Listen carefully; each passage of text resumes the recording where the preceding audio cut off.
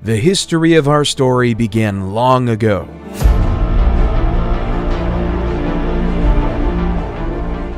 At one point in time, around 3 billion years ago, we were floating around as little tiny atoms in the little petri dish of the world. Fast forward to around 6 million years ago, and we see the emergence of the first hominids, the family of primates that include humans. 1.9 million years ago, Homo erectus was the first species to leave Africa and colonize other parts of the world.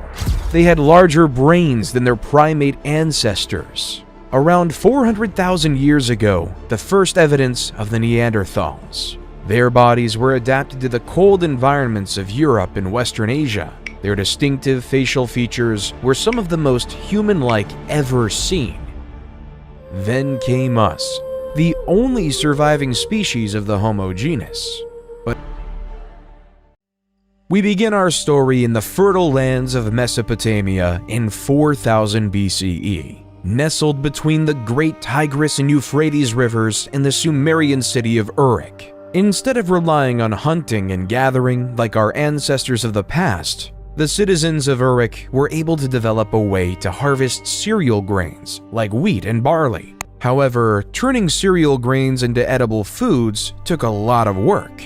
In the beginning, they had to use an invention called a hand mill, which consisted of 2 stones. As the grains were crushed between the 2 stones, the flour was collected in a container and stored for future use. This was the start of something great. This complex, strenuous process was our modern world's first example of agriculture. We no longer depended on hunting animals or picking berries for our food. Rather than using human ingenuity, we can create our own food source. This allowed Uruk to prosper into a place with over 50,000 residents. However, this change did have a change on the human body. The average height of men drastically shrunk from 5'9" to 5'3", and for women they shrunk on average from 5'3" to 5 feet. Instead of being the super athletes we were of the past, we were smaller, less noticeable farmers. People also became landlocked, changing the very essence of what it means to be human.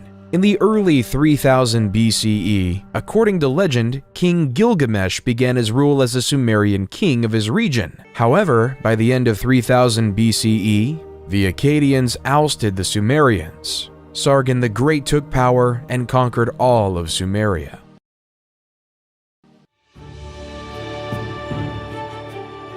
While in the Indus Valley in modern-day Pakistan, a new civilization was growing. The Indus Valley Civilization, 3300 to 1300 BCE, was most notable for its highly advanced toilet system. The toilets were built with a seat and a chute that led to the underground drainage system. The sewage was then carried away from the homes through a network of covered drains, preventing disease spread. The waste was treated and disposed outside of city limits, helping to keep the cities clean and hygienic.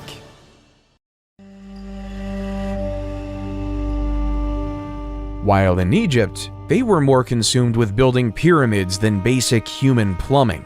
This was because, in ancient Egyptian religion, it was believed that when a pharaoh was to die in the physical world, his spirit would continue to live on in the afterlife, in which they would continue to rule in perpetuity, and where they would be worshipped by the living. Inside these pyramids, the pharaoh's body was carefully mummified, a process believed to preserve his physical form and help ensure his spirit's journey to the afterlife. The pyramid was also filled with offerings and treasures intended to provide the pharaoh with the resources he would need in the afterlife. Every pharaoh wanted to make sure they were immortal. They wanted to succeed in the afterlife. They wanted to be worshipped forever. That's why it was an utmost priority for Egyptian pharaohs to build pyramids for themselves when laid to rest. It started when Pharaoh Djoser, 2667 to 2648 BCE, built the Step Pyramid at Saqqara, followed by Sneferu, 2613 to 2589 BCE, who built several pyramids, such as the Bent Pyramid and the Red Pyramid.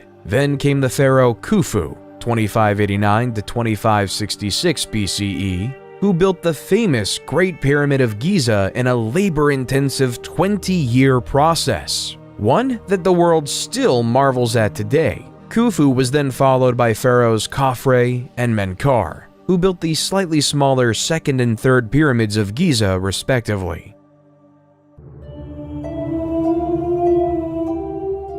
While over in China in the year 2100 BCE, the first Chinese dynasty was upon us. Like the people of Mesopotamia, the Chinese were ever reliant on agriculture, producing rice, wheat, and barley among other crops. However, as legend has it, the Yellow River flooded. These massive floods would destroy all the crops, leading to massive famine and suffering. However, not all was to be lost because Yu the Great was on his way. Yu was so distraught by this problem that he would spend his days traveling up and down the Yellow River. He found ways to divert the rivers by building levees and dikes so that he could regulate the waterways. Then, after 13 years of hard work, the floods could no longer wreak havoc on the land. The people were overjoyed, and Yu was hailed as a savior. That was the start of the first Chinese dynasty, the Jia dynasty. Though the accuracy of this tale is questioned by historians, it does establish an important precedent.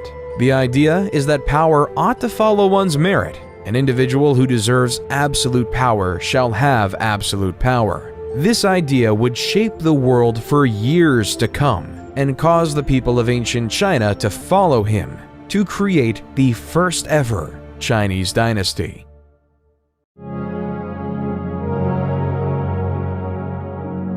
While back over in Mesopotamia, around 1772 BCE, a Babylonian king named King Hammurabi created the basis of the legal system as we know it today. Hammurabi ordered the creation of a 7-foot-tall, 2-foot-wide stone slab. Written on it was a system of 282 laws that each citizen of his kingdom was to follow. Such laws included various laws such as Law 1, if a man brings an accusation against another man, charging him with murder but cannot prove it, the accuser shall be put to death. Law 196, if a man destroys the eye of another man, they shall destroy his eye. Law 197 says, if he breaks another man's bone, they shall break it. Law 199, if he destroys the eye of a man's slave or breaks the bone of a man's slave, he shall pay 1/2 his price. However, what King Hammurabi did was create a society based on laws.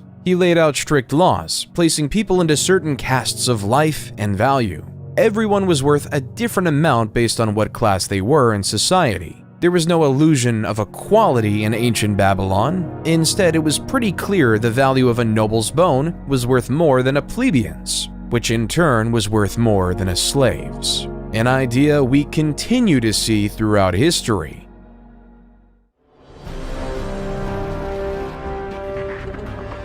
While in modern-day Turkey, a lesser-known civilization came to power. The Hittites Empire under the charismatic rule of the leader Labarnus, 1680 to 1650 BCE. He was a skilled ruler with a single vision in mind, uniting the Hittite city-states under a single rule. Labarnus led his army from city to city, conquering neighboring city-states and making alliances with their leaders. He was a shrewd diplomat, and he used his diplomatic skills to win over the hearts and minds of the people. Eventually, Labarnus became the ruler of all the Hittite city-states and established the empire. He was a just and fair ruler and was loved by his people. Under his rule, the Hittites prospered and their territory expanded, leaving them right next to their neighbors in Egypt.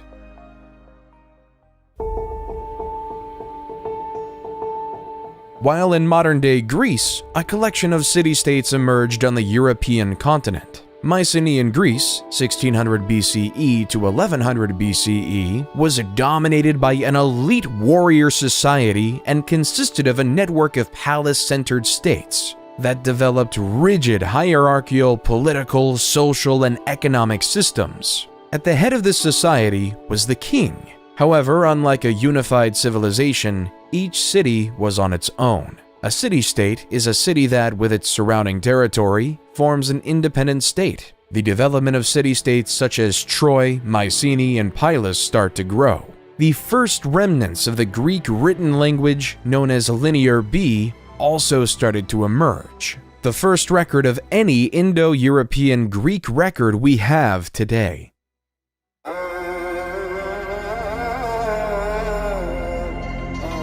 While back in Egypt, they started to create a social pyramid of another type, the Egyptian social pyramid.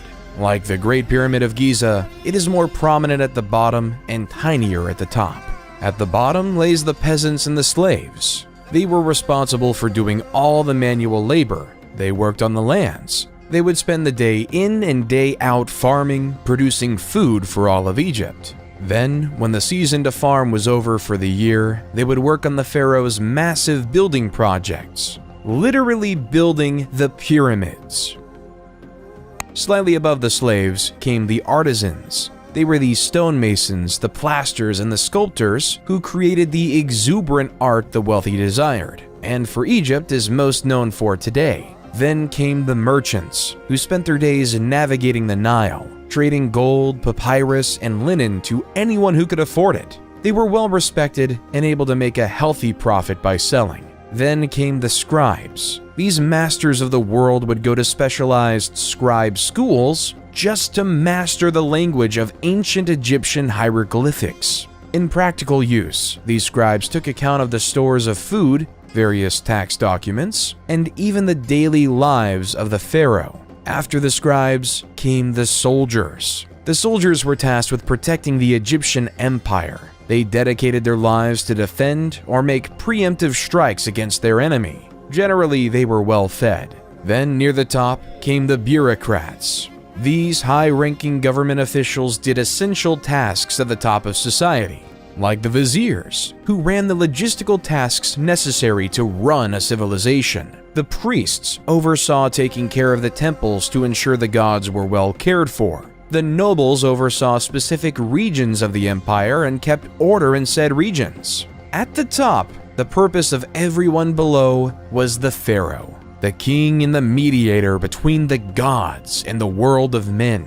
The pharaohs will be known to be supreme, and all must succumb to it. When the pharaoh dies, he will be buried in a pyramid in which he will help eternally rule over the Egyptian empire. Egyptian society was created to serve the pharaoh. Taxes were taken from the farmers for the pharaoh, and artisans made unique crafts for it. The merchants ensured the pharaoh was well supplied with the needed goods. The scribes would follow the pharaoh and record his thoughts. The soldiers made sure his empire was protected. The bureaucrats did the jobs the pharaoh couldn't do, while the pharaoh sat at the top and communicated with the gods. Pharaoh Ramses II, 1279 to 1213 BCE, accomplished many extraordinary things by living in this social system. He orchestrated the construction of the Temple of Abu Simbel, the Ramesseum, and the Temple of Karnak. He was also able to grow the Egyptian empire and reconquer lands lost by other pharaohs,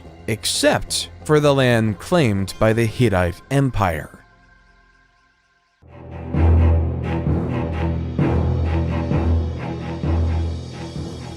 The Hittite king of the time, Mtwali II, 1295 to 1272 BCE, was notorious for ordering his troops to attack his Egyptian neighbors. Following the example of Libarnus, Mtwali wanted to unify the world under Hittite rule. However, Ramses had enough. Other pharaohs in the past have tried to stop the Hittites, but he knew if his empire was to ever succeed, he needed to attack back. His target is the city of Kadesh. Ramses rode in on his chariot with 4 divisions of 20,000 men ready to dominate and kill Mtwali. However, the Hittites already knew of the incoming Egyptian invasion through espionage. They fortified their city with 40,000 of his own men. A war was about to commence. Ramses decided to split up his divisions to force Mtwali out, but yet Mtwali never did.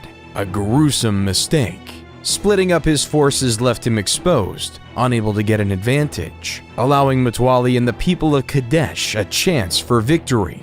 Historians believe that all they did was come out from the fortification of Kadesh and trap Ramses II's forces in his army by the river.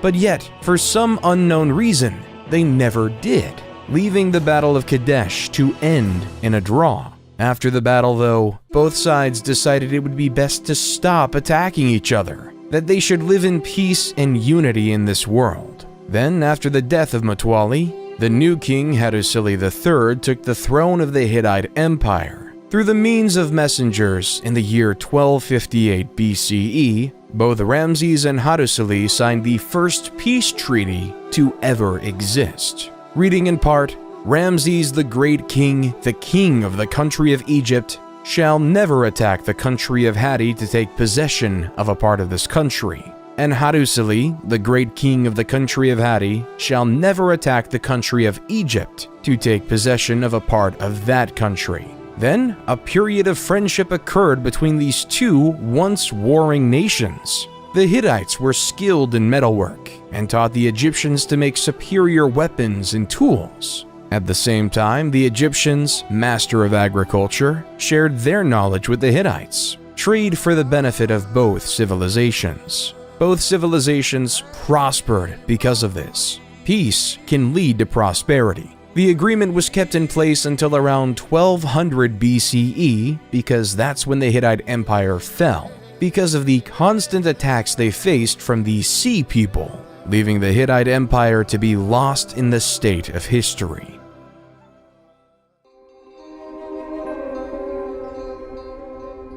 While on a continent far away, the first civilization in the Americas was taking foot in modern-day Mexico. The Olmec civilization, 1200 BCE to 400 BCE, is often considered the mother civilization of Native American civilizations. However, sadly though, not much is known about them, mainly due to their writing in a hieroglyph historians still can't decipher. One of the few remains we have are these 17 colossal stone heads. In Mesoamerican culture, there is this belief that the head alone could contain an individual's emotion, experience, and soul. We may not know their leaders' names like of other civilizations, like Ramses and Hammurabi. When looking through the eyes of a stone head, we can still feel their presence, and in some ways they remain immortal, enshrined in history, for one day we may learn who they are. While in the east, the Zhou Dynasty, 1046 to 256 BCE, in China was taking its stride. The Zhou Dynasty gained power because of the failures of the less critical Shang Dynasty. They believed in the idea of a mandate from heaven.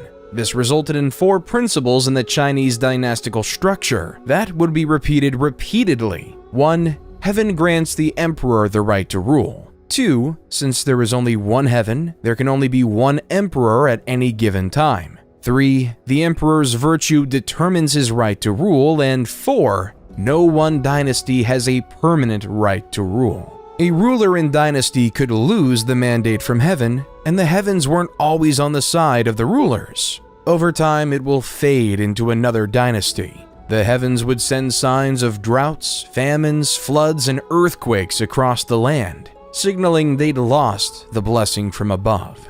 This is how the Shang Dynasty fell, and the Zhou Dynasty grew to prominence. The Zhou Dynasty brought another style of government and the creation of feudalism. The system was straightforward, leading to another social pyramid. At the bottom lay the peasants, who were tied to the land and whose job was to produce crops for the empire. Then came the soldiers, whose job was to protect the lands from foreign invaders. Then the lords, who owned the land and taxed the peasants a portion of their crops, who in turn, the lord gave some of their crops to the king. The person in charge of the whole empire, the king, would then receive more crops and become very wealthy. All profits go to the king, and all work goes to the masses. Why would anyone just settle for a life of farming day in and day out? There are 2 reasons for this phenomenon. The first reason was due to necessity. It took many more people to feed an empire and a family back then. And the second reason being philosophy. Towards the end of the Zhou Dynasty, the beginning of Eastern philosophy was created. Confucius created a philosophy system justly named Confucianism,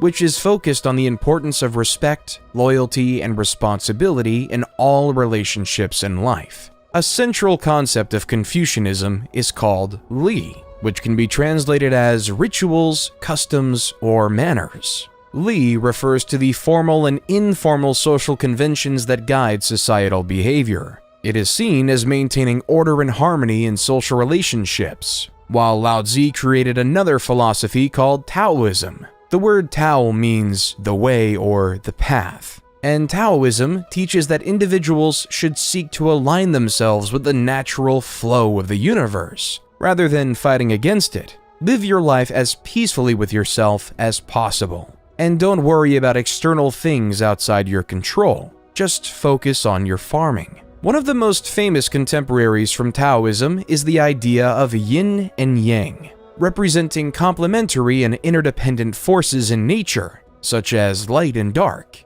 hot and cold, or masculine and feminine. Taoism teaches that by balancing these opposing forces, individuals can achieve harmony and fulfillment. Confucianism and Taoism made life bearable for ancient Chinese farmers. But as time progressed, the city-states that occupied ancient Greece grew. Around 800 BCE, the Greek city started to realize that the land they occupied was practically infertile, so to produce an essential staple of grain, they had to import it. Hence why the Greek states had to colonize the world around them. The city-state Miletus, at its height, had over 90 colonies throughout Europe, producing food for the Greeks. At its height, the Greek had set up colonies from modern-day Marseille in France to Rostov-on-Don in Russia. One of these new emerging city-states was Rome. As legend has it, Romulus and Remus were twin brothers abandoned by their parents and placed into the river Tibet.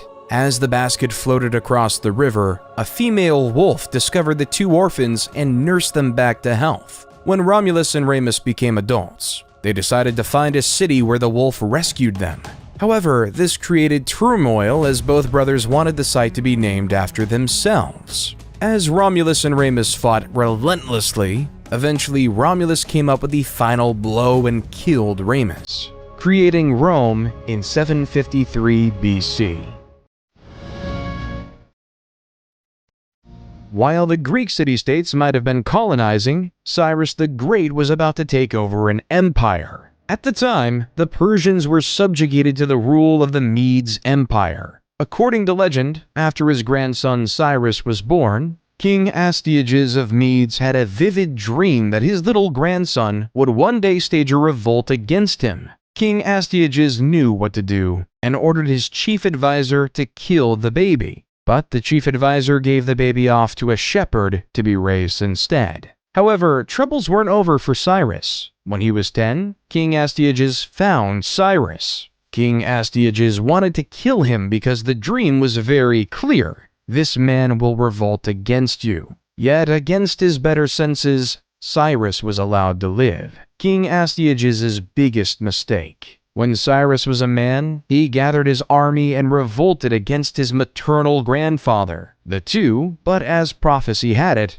Astyages surrendered in 550 BCE. However, Cyrus wasn't done conquering. He conquered Babylon and became the supreme ruler of Mesopotamia, and even the Indus Valley civilization. The world was in Cyrus's hand. Cyrus then took over the Greek colony of Ionia in Asia Minor, leading a great Persian empire. And then he died, leaving it all in the air for the next great Persian king, Darius the Great.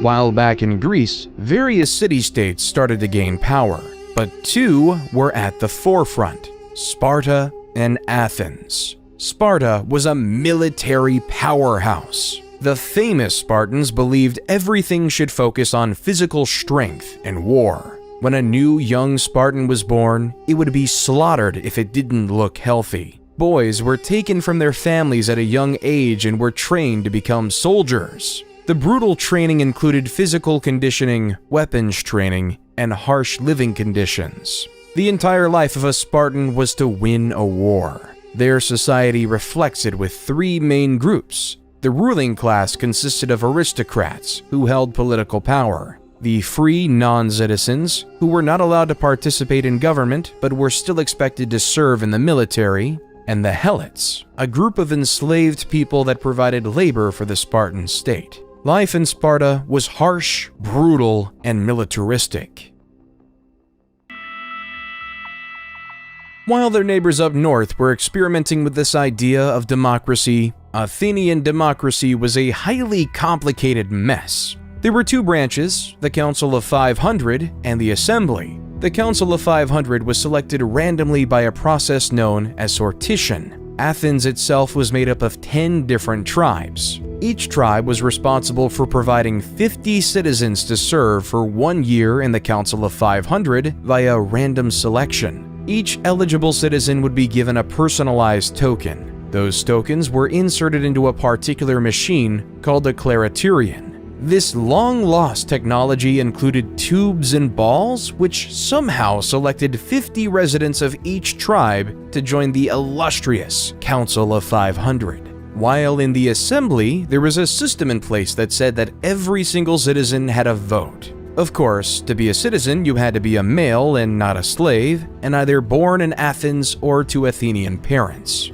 The Council of 500 would create the agenda for the main assembly to vote on because over 30,000 people could have a vote at any given time. It was total chaos. So to quell this, the council would nominate 9 presidents the morning of the meeting, and it was their job to ensure all the rules and procedures were being followed. Since they were appointed right before the assembly met, they were almost impossible to bribe. Somehow, the assembly would loudly vote on whether a bill would pass. They would vote on matters like appointing generals, various laws, and other government bureaucracy. However, not everyone liked this Athenian democracy. The famous Greek philosopher Plato thought the idea was barbaric. In Book 6 of his seminal book, The Republic, Plato writes, "The true navigator must study the seasons of the year, the sky, the stars, the winds, and all the other subjects appropriate to his profession if he is really fit to control the ship. Think that it's quite impossible to acquire the professional skill needed for such control, and that there's no such thing as the art of navigation." How much could a randomly selected member of the Council of 500 really know? How much could he fully contribute to society? Should we allow a random member of society to have any power? Instead, Plato would advocate for the idea of a philosopher king, a man who studies wisdom, logic, and reasoning, a man who dedicates his life to understanding how to be just, a man who will become the navigator of wisdom. Plato would rather say, the society we have described can never grow into a reality or see the light of day, and there will be no end to the troubles of the states, or indeed, my dear Glaucon, of humanity itself, till philosophers become rulers in this world, or till those we now call kings and rulers really and truly become philosophers, and political power and philosophy thus come into the same hands. There's just one issue with Plato's quote. Every leader thinks they're a philosopher king. Everyone thinks their thoughts are the best. Everyone thinks their ideas are the wisest. From Yu the Great in China, to Labarnus of the Hittite Empire, to Siddhartha Gautama of the Kingdom of Magadha in India. While not so far away, in the Indian Kingdom of Magadha, a spoiled prince named Siddhartha Gautama, 500 BCE, lived in luxury inside a palace. Inside this palace, Siddhartha could have anything he wanted. All the jewels, all the wealth, all the finest goods thrust upon him. His world inside of the palace was a utopia on earth. There was no want, need, or desire, and it was perfect. Until he went outside his palace compound, the only place he ever knew. As he took his first steps outside of his palace, what he saw struck a chord. He saw an old man dying right on the street in front. He realized that the human experience wasn't something that was perfect and sublime. Instead, it was death. As Gilgamesh realized many years ago, This was an inevitable part of the human experience. Siddhartha left his life of luxury behind and began a quest for knowledge and enlightenment. He studied with spiritual teachers and meditated for many years, searching for answers to life's big questions. Finally, after 6 years of seeking, he sat down under a fig tree and meditated until he achieved enlightenment. Enlightenment is a state of inner peace, in which one has transcended the limitations of the ego and is in touch with a universal consciousness or divine essence. It isn't a fixed and permanent thing, but rather an ongoing process of growth and development. But under that fig tree, Siddhartha became known as the Buddha, or the Awakened One. He would spend the rest of his life traveling the countryside, becoming close to the Enlightenment. Darius was determined to follow in his father's footsteps and take over the world. After finalizing their rule over the city-state of Ionia, the Persians were on a quest to take over Greece. Darius and his 20,000 men came to the city of Marathon in the year 490 BCE, a city 26.2 miles away from Athens. The Athenians were vastly outnumbered, with only 10,000 men.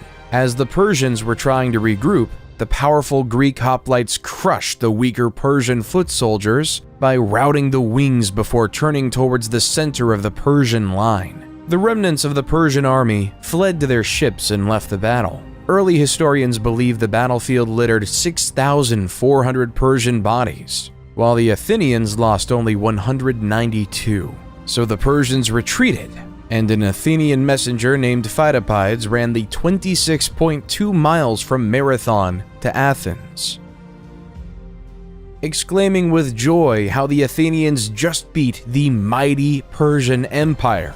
All of Athens went crazy with this fantastic news, hence leading the Pheidippides' historic trek to be sketched into history as the world's first marathon. However, the Persians weren't done, even with Darius I dying of mysterious circumstances. His son, Xerxes I, took over the crown and wanted to complete his grandfather's legacy. In 480 BCE, Xerxes I wanted revenge, so he brought his enormous invasion force of over 100,000 soldiers and was dead set on conquering Greece. Then, at a narrow pass at Thermopylae, the Spartan king Leonidas had his force of 7,000 Spartans maintain the defense. Leonidas knew of his disadvantage and developed a bold and daring plan to defeat the Persians. Rather than waiting for the Persians to attack, Leonidas ordered his soldiers to make a surprise attack on the Persian camp, catching the Persians off guard and disrupting their formation. Despite their success, the Greek army was ultimately overwhelmed by the Persians, who attacked from all sides and eventually broke through the Greek defenses. Leonidas and his soldiers fought with courage and determination. Still, they were ultimately defeated. Then came the Battle of Salamis, where the Greeks could change the tilt of the war in a naval battle between the 500 Persian trireme and 300 Greek trireme. It didn't look good for the Greeks. Still, the great Athenian general, Themistocles, employed his plan to move the Persian fleet into the narrow straits of Salamis and hit the enemy fleet so hard that it had nowhere to retreat. After a massive sea battle, Themistocles won Greece the victory and changed the face of the war. The Persians still had their goal: conquer the Greek city-states. Xerxes had returned to Persia, leaving Persian general Mardonius in charge of the Persian force for most of the significant battle yet. After diplomatic talks ceased, Persia knew they had to attack. As the Persians sent their troops to Plataea, the Greeks knew they had to work together. With 30 various Greek city-states working together, they were able to field a massive 110,000 hoplite army with the primary purpose of defeating Persia, though that was nothing compared to the estimated 150,000-man army of Persia. The battle was fierce and intense, with both sides fighting with ferocity and determination. The Greek hoplites continued to be effective against the Persian cavalry and archers. The Greeks also strategically used the terrain, fighting on a slope that helped offset the Persian numerical advantage. In the end, the Greeks defeated the Persian forces and secured a decisive victory. The Persians suffered heavy losses, and Mardonius was killed in the fighting. The Battle of Plataea marked the end of the Greco-Persian Wars and the Persian threat to Greece.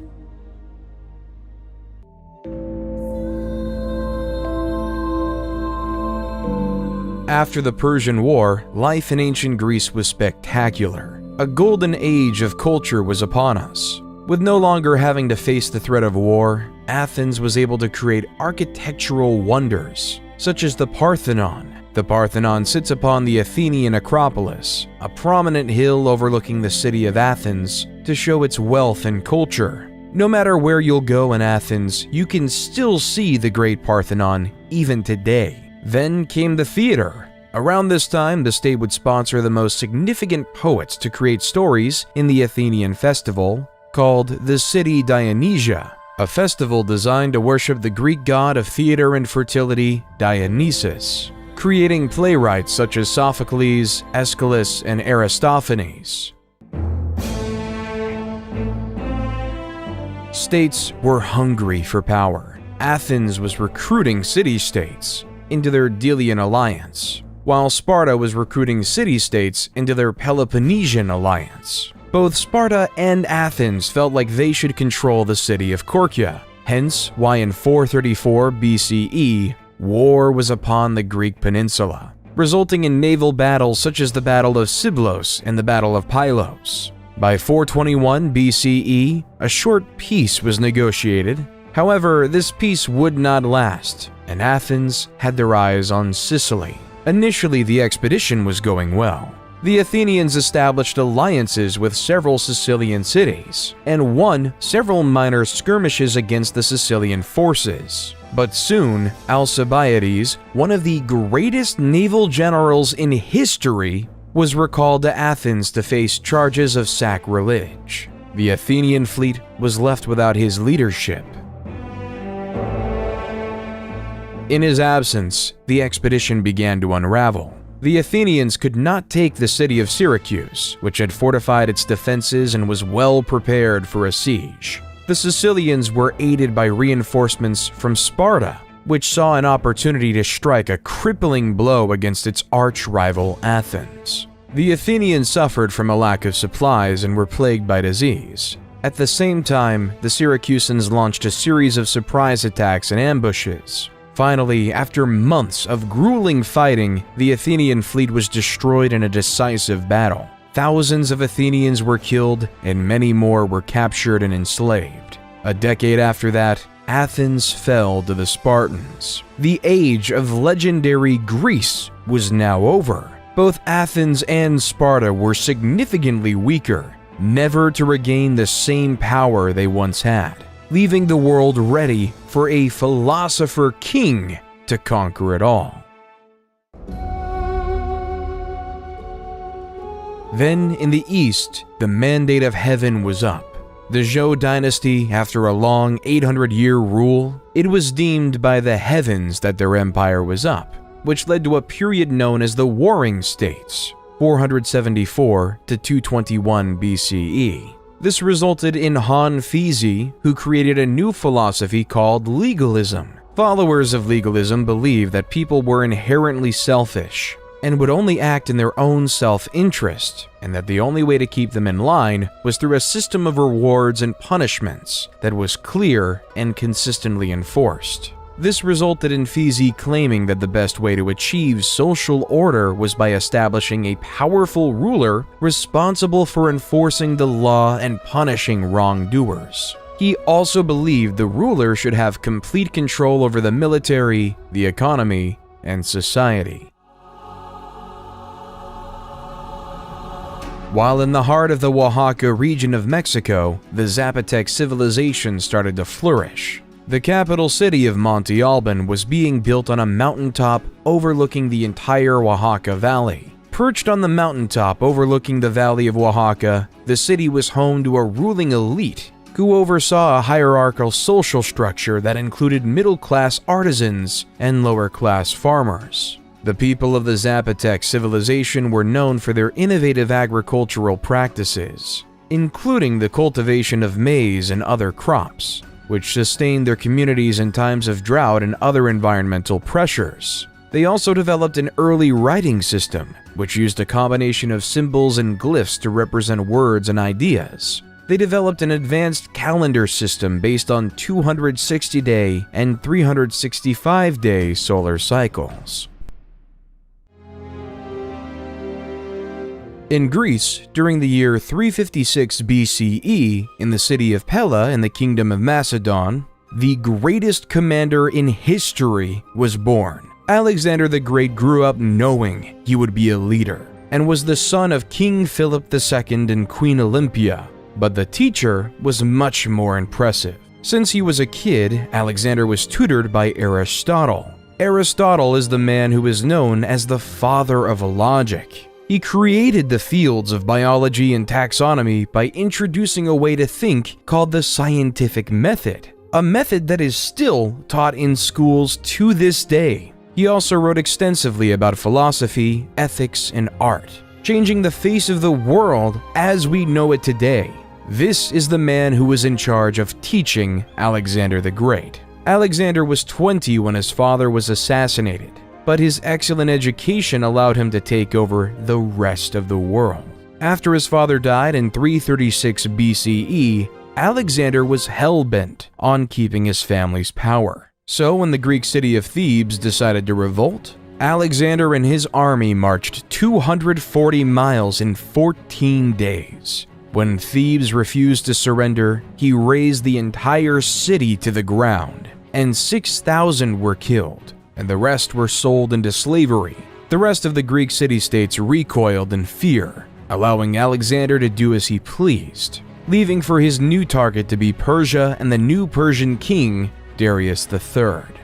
In 333 BC, Alexander faced the Persian army at the Battle of Issus. This significant engagement saw the Persian king Darius III defeated and forced to flee. Alexander then captured several key cities, including the vital port of Tyre, which had resisted his initial siege. In 331 BC, Alexander faced Darius III again at the Battle of Gaugamela, near the Tigris River in modern-day Iraq. Despite being outnumbered, Alexander won a decisive victory using superior tactics and mobility. The Persian army was shattered, and Darius III fled once again. Alexander then proceeded to capture the Persian capital of Babylon and took control of much of Mesopotamia. He continued his campaign eastward, winning battles in what is now modern-day Iran and Afghanistan. In 330 BC, he captured the Persian capital of Persepolis, a city of great wealth and cultural significance. But Alexander wasn't done. He wanted to expand eastward, eventually crossing the Hindu Kush mountains into India. However, his troops grew tired of the endless fighting and refused to go any further, and Alexander was forced to turn back. However, after Alexander failed in the Indian subcontinent, a powerhouse emerged in India called the Mauryan Empire. At its height, it spanned over much of India, Pakistan, Bangladesh, and Afghanistan. However, this conquering came at much of a cost for its leader Ashoka the Great. In 261 BC, after the death of his parents, Ashoka decided that his empire needed to expand. In his sights, the kingdom of Kalinga. The war was bloody, the war was fierce. Over 100,000 people died. Ashoka couldn't sleep with himself. He didn't know how to deal with his actions that resulted in so much death. So he turned to the teaching of the Buddha. Under Ashoka's rule, the Mauryan Empire became known for supporting Buddhist teachings and promoting nonviolence. Ashoka issued a series of edicts inscribed on rocks and pillars throughout the empire that promoted principles such as kindness, respect for all religions, and the abolition of slavery. Certain traits were not shared in the West by Alexander.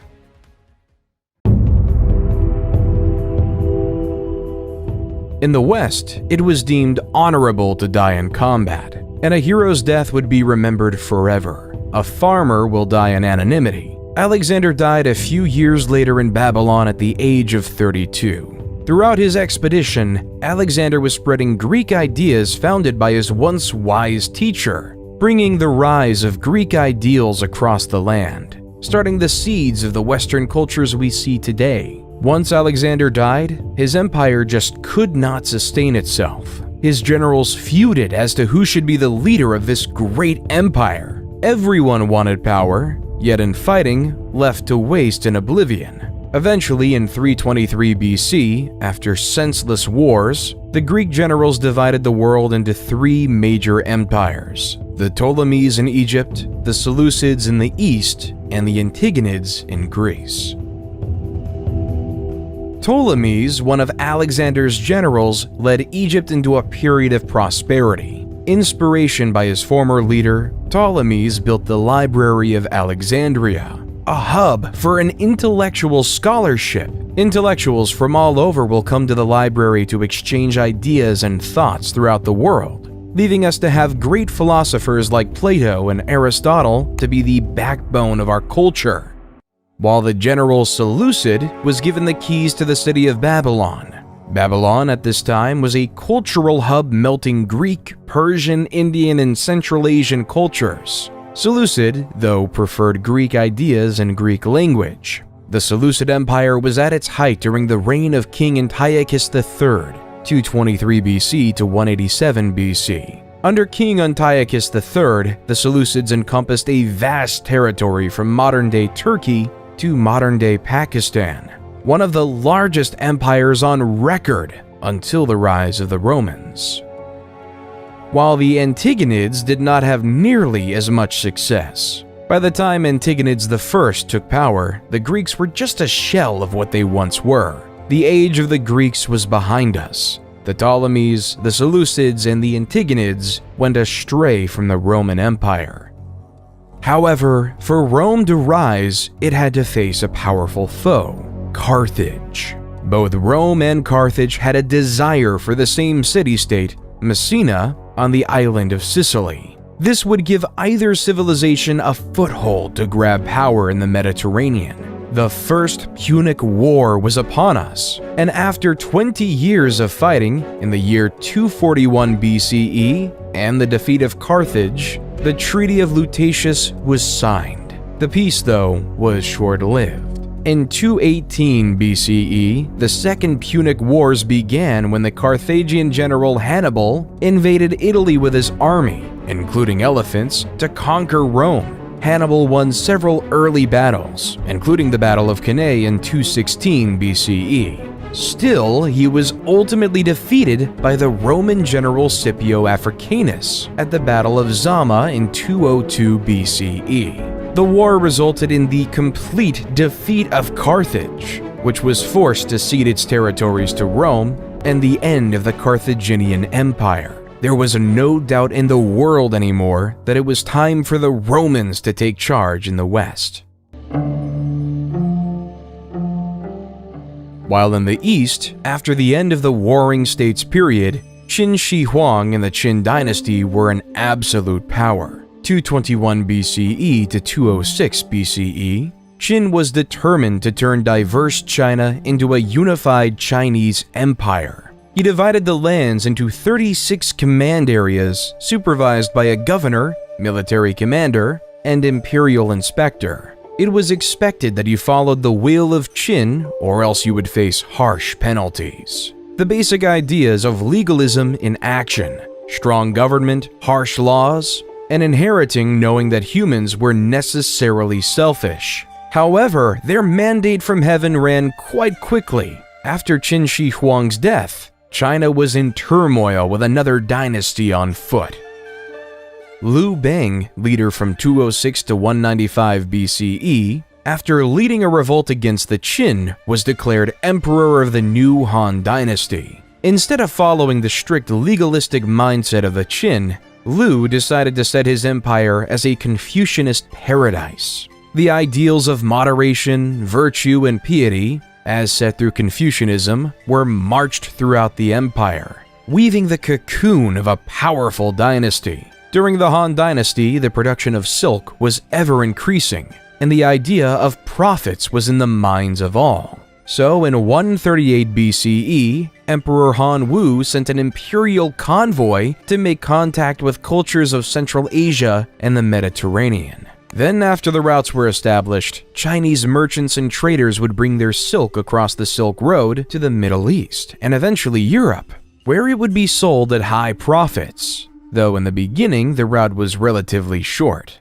Because in 97 BC, Ambassador Kan Ying was sent to Rome with gifts of silk for their empire. However, Kan only got as far as Mesopotamia because he was told by the Parthians, the dominant empire in Iran at the time, that the journey would take years. Little did Kan know that he was misinformed, that the journey would have been relatively shorter, but the Parthians wanted to keep their spot as the middlemen. They did not want China and Rome to have contact with one another, creating a system of three empires smushed right up against each other: Rome in the west, Parthians in the center, and China in the east. Then in 86 BCE, Greece, already being weakened by the conquest of Alexander the Great, was now the target of the Roman Empire. General Lucius Cornelius Sulla led an army of legions to the forefront of Athens. He besieged Athens for several months, brutally torturing the citizens within. Eventually, when Athens fell, he ordered his soldiers to loot and pillage the city, destroying many important cultural treasures. This takeover cemented Rome as a superpower. Athens no longer had the power, but rather it was in Rome. While in 63 BCE, General Pompey was tasked with capturing Jerusalem and the region of Galilee, the Romans quickly captured the cities, forcing Galilee to be placed under Roman rule, including a small village called Nazareth. The Romans' desire to expand didn't end in Galilee, though. In 58 BCE, Julius Caesar was appointed governor of the Roman Province of Sicilian Gaul, northern Italy, with the express assignment of conquering the rest of the Gauls. At the time, the Gauls were a group of Celtic peoples who lived in that area that is now France, Belgium, and parts of Switzerland, Germany, and Italy. However, it was Caesar's job to take over these Celtic tribes, while the Gauls, who were insistent on their independence, all had to work together under the leadership of Vercingetorix in a last-ditch attempt to stop the Romans. As Caesar brought his troops to Alesia in 52 BC, war was upon us. Alesia was surrounded by a double wall and a ditch, with additional fortifications on the town's hills. Vercingetorix had gathered a large force of Gallic warriors inside the town.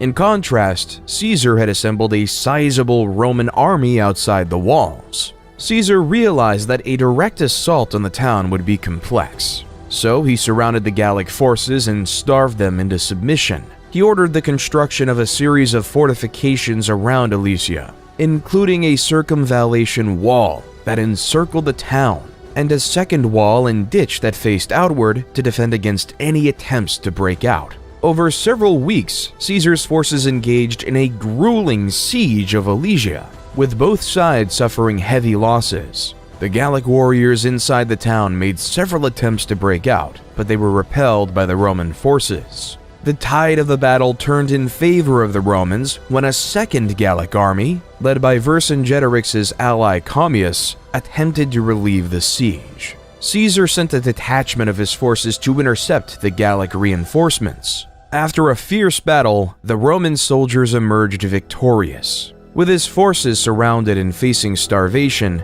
Vercingetorix was forced to surrender. He emerged from Alesia and offered himself as a prisoner to Caesar, effectively ending the Gallic resistance to Roman rule. Throughout the next 2 years, Caesar crossed the Gallic Empire, conquering and implementing it into Rome. The Gauls were implemented into Rome, even gaining citizenship within the empire.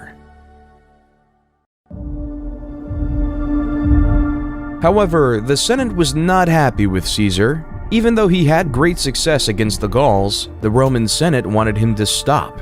They did not like the popularity Caesar was gaining, nor the power he was controlling. So the Roman Senate called upon Caesar to resign his command and disband his army, or risk being declared an enemy of the state. This led Caesar to an essential choice to make. Will he either follow the will of the Roman Senate or ignore them and start a bloody civil war? Roman law at the time prohibited any general from crossing the Rubicon River and entering mainland Italy with a standing army without the expressed permission of the Roman Senate. To do so would be treason, and this tiny stream would reveal Caesar's intentions and mark the point of no return. Civil war was imminent as Caesar and his army marched over the Rubicon.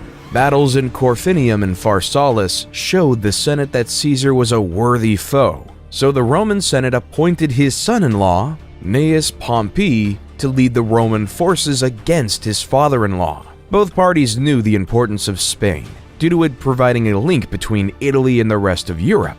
The two armies clashed near the town of Leda in northeastern Spain.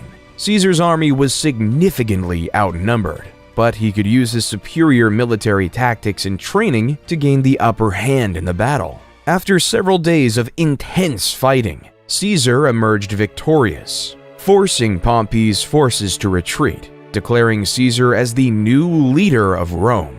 When Caesar made it back to Rome, the crowds were chanting, "Hail Caesar! Hail Caesar!" The people then decided that he would be the dictator of Rome for life. Caesar immediately set to work, implementing a series of reforms and policies aimed at improving ordinary Romans' lives and strengthening the central government's power. He ordered the construction of new infrastructure, such as roads, bridges, and aqueducts, which helped to connect different parts of the city and improve trade and commerce. Caesar also enacted a series of political and social reforms, including granting citizenship to many people living in the Roman Empire and creating new laws and customs that were based on Roman practices. He encouraged the spread of the Latin language and culture throughout the city and established the Julian calendar, which is the basis of the calendar we use today. However, Caesar's reign was short-lived because 2 years later, in 44 BC, he was stabbed to death by two loyal senators, Cassius and Brutus. The assassination of Caesar led the Roman world into disarray. The world was filled with factions vying for government control without a strong leader.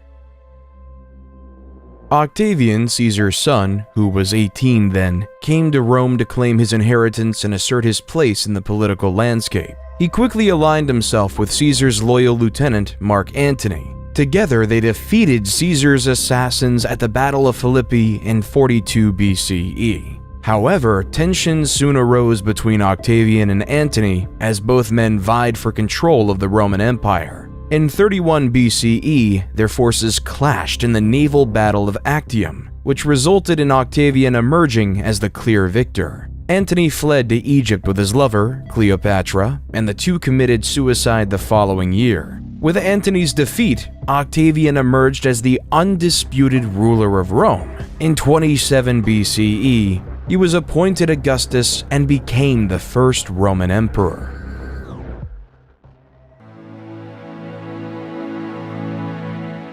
During Augustus's reign, a man who would change the world was born in the Roman-occupied city of Bethlehem, Jesus Christ. The Gospel of Luke says, "In those days a decree went out from Caesar Augustus that all the world should be registered. This was the first registration when Quirinius was governor of Syria, and all went to be registered, each to his own town."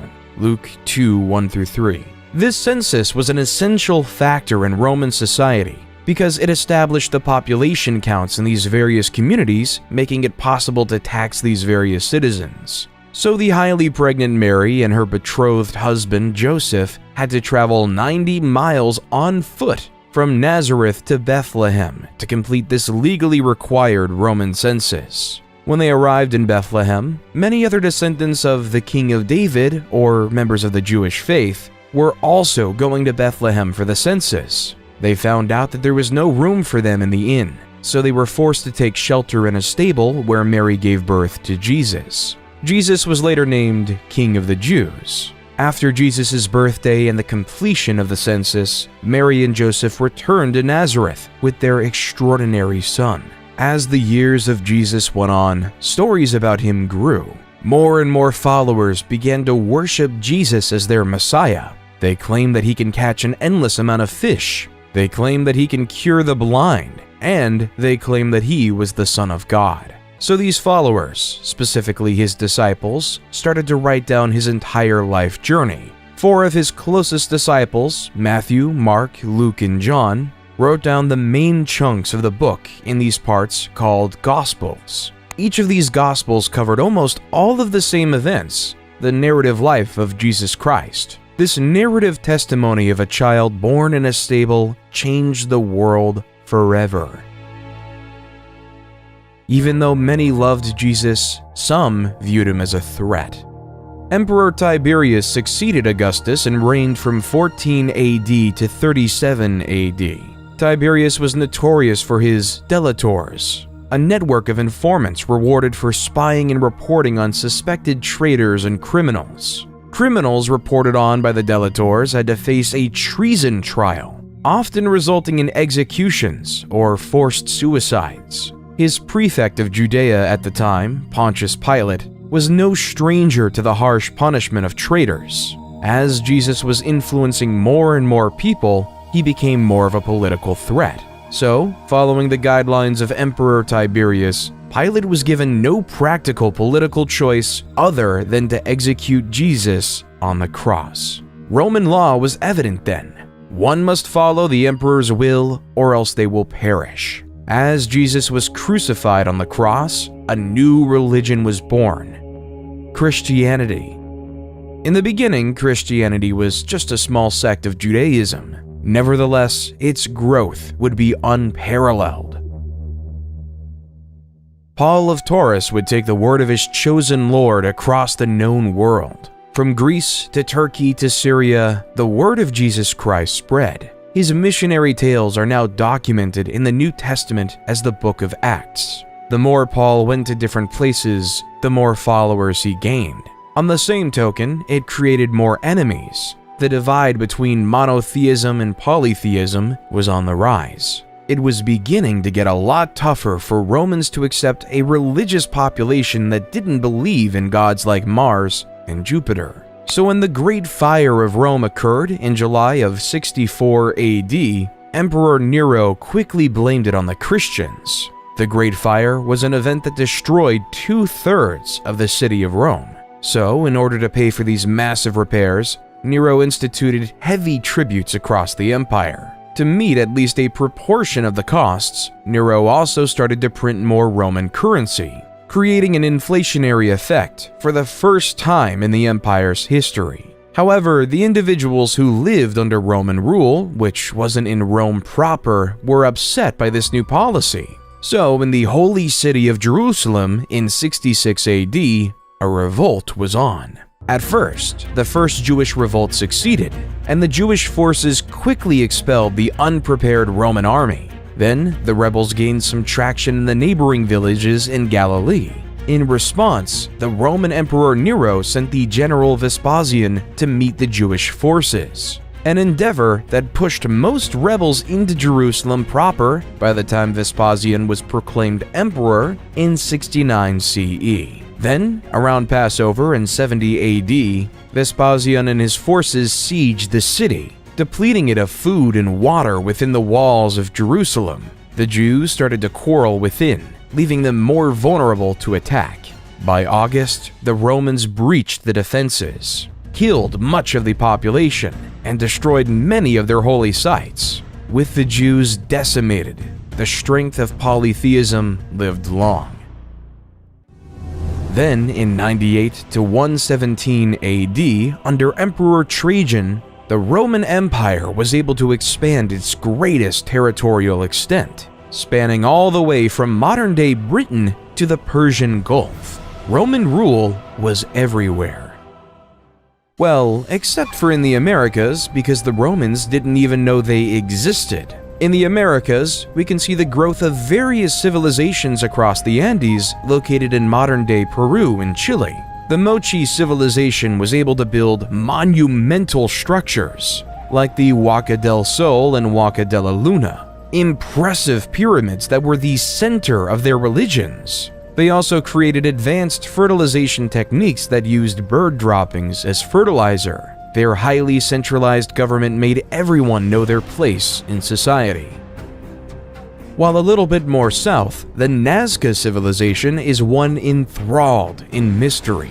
The people of Nazca created a series of large-scale geoglyphs consisting of hundreds of individual figures, including geometric shapes, animals, and human-like figures, by removing the dark reddish-brown iron oxide-coated pebbles covering the surface of the Nazca Desert. These lines are now called Nazca lines, the purpose of which is still unknown to this day and subject to conspiracy theory today. Around 100 AD, the Zapotecs started establishing Monte Alban, their capital. It was one of the first examples of urban planning in the Americas. The city was laid out in a grid pattern, with main roads and smaller side streets leading to plazas and public buildings. The city was also divided into different districts, each with specialized functions, such as residential, administrative, and religious, leaving it to be in use for 1,000 years after that.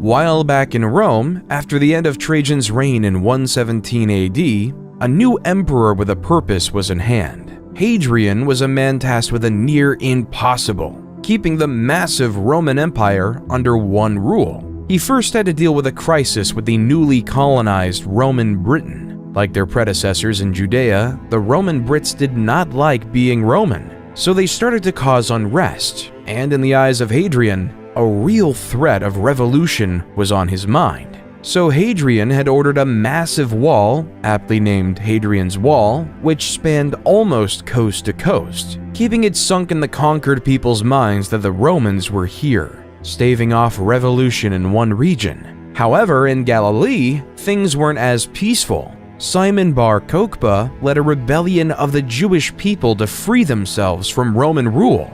As you see, Rome was developing a new city called Aelia Capitolina over the ruins of Jerusalem from the last revolt, with temples dedicated to polytheistic gods like Jupiter. By 132, Bar Kokhba took the bottle of Nasi, head of state. Many Jews regarded him as the Messiah who would save the Jewish people and restore their independence. Kokhba's troops would storm Aelia Capitolina, almost knocking out entirely the Roman garrison controlling the city. Hadrian, though, would not have it, so he sent a force of 120,000 men to the lands of Judea to conquer and force the Jewish people into submission. As Cassius Dio says in the History of Rome, 50 of their most important outposts and 985 of their most famous villages were razed. 580,000 men were slain in the various raids and battles, and the number of those that perished by famine, disease, and fire was past finding out. Thus, nearly the whole of Judea was made desolate. History of Rome 69.14, 1-2. Rome made it clear that it was not to be taken lightly. While in China, the message was quite different. The ideas of Buddhism were spreading, along with the Chinese philosophies of Confucianism and Taoism, and built a dynasty. These three philosophies worked together to make the Han Dynasty stronger and more united in many ways. Of the past. In the Middle East, a new empire was emerging with roots in the past. A man named Ardashir claimed to have royal blood that traced all the way back to Cyrus the Great. Ardashir claimed that he should be the true ruler of the Persian Empire, not those frauds of the Parthians. Ardashir was able to unite the various tribes of Persia. In 224 AD, Ardashir I led his forces against the Parthian king Artabanus V in a significant battle at Hormozgan. The Sasanian forces, known for their cavalry, defeated the Parthians and captured Artabanus V. With this victory, Ardashir I declared himself king and established the Sasanian Empire. Ardashir I quickly established a centralized government and built a new capital at Ctesiphon on the Tigris River. He re-established the Zoroastrian religion, which had been suppressed by the Parthians, as the empire's official religion. He also built a powerful military machine with skilled cavalry and archers. he began to expand his territory by conquering neighboring regions. As the Parthians were on their way out, so were the Han. The Han dynasty's downfall was marked by political instability, economic problems, external threats, internal rebellions, and power struggles. The weakening of central authority allowed regional warlords to seize power, and the government's attempts to address economic issues were unsuccessful. External threats and rebellions weakened the dynasty even further. A warlord named Cao Pi declared himself emperor and established the Wei dynasty, officially ending the Han dynasty.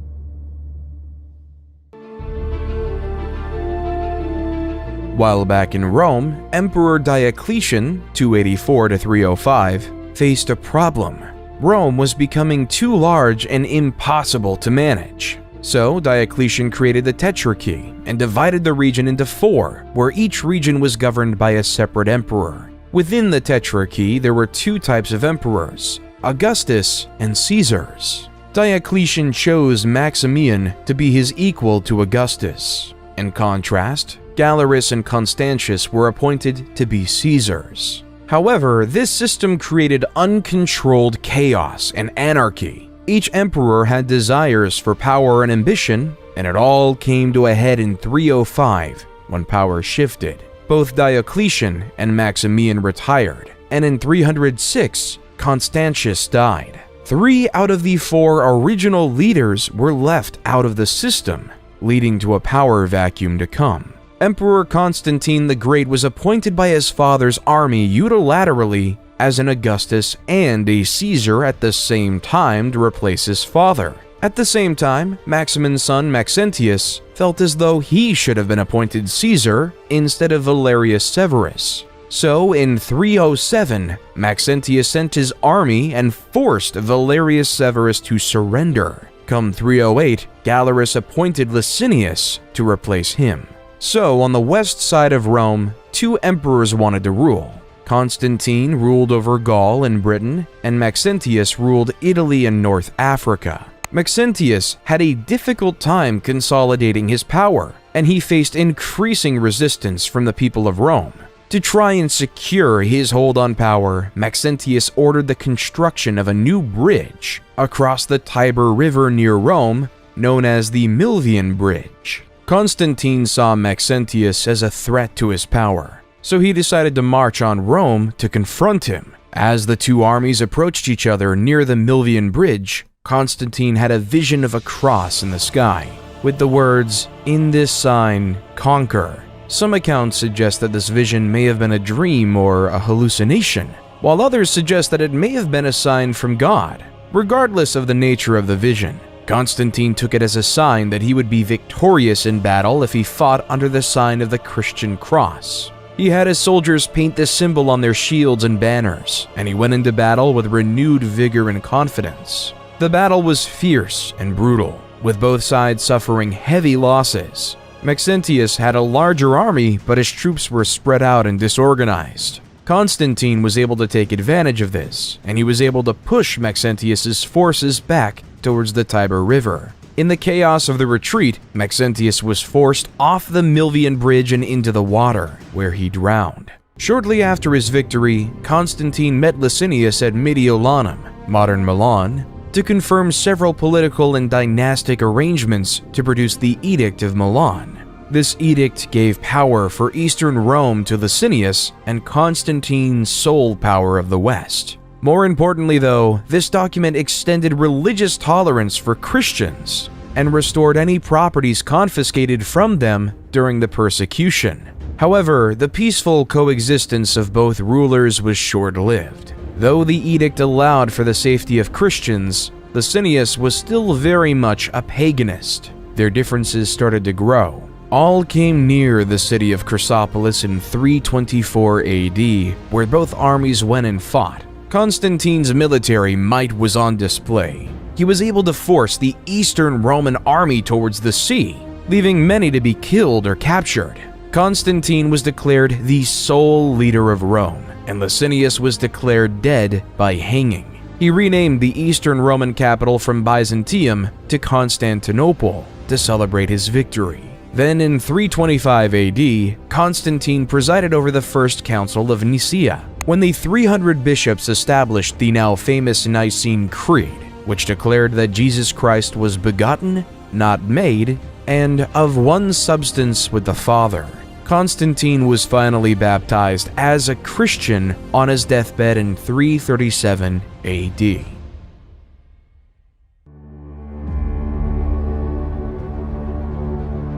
Come 370 AD, a new player was on the scenes. The Huns were a barbaric nomadic civilization who were masters of warfare. According to legends, they were taught horsemanship as early as the age of 3.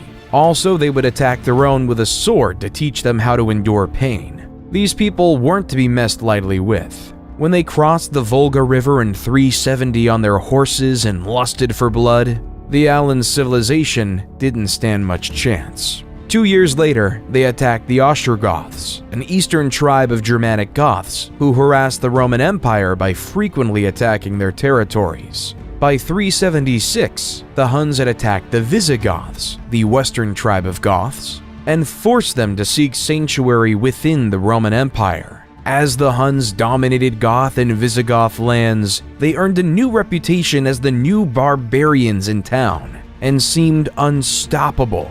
By 395 AD, they began invading Roman domains, and some Roman Christians believed they were devils who arrived straight from hell. The reason they started invading Rome was because of the death of Theodosius the Great. His shining achievement as emperor was keeping the Goths and the Huns at bay.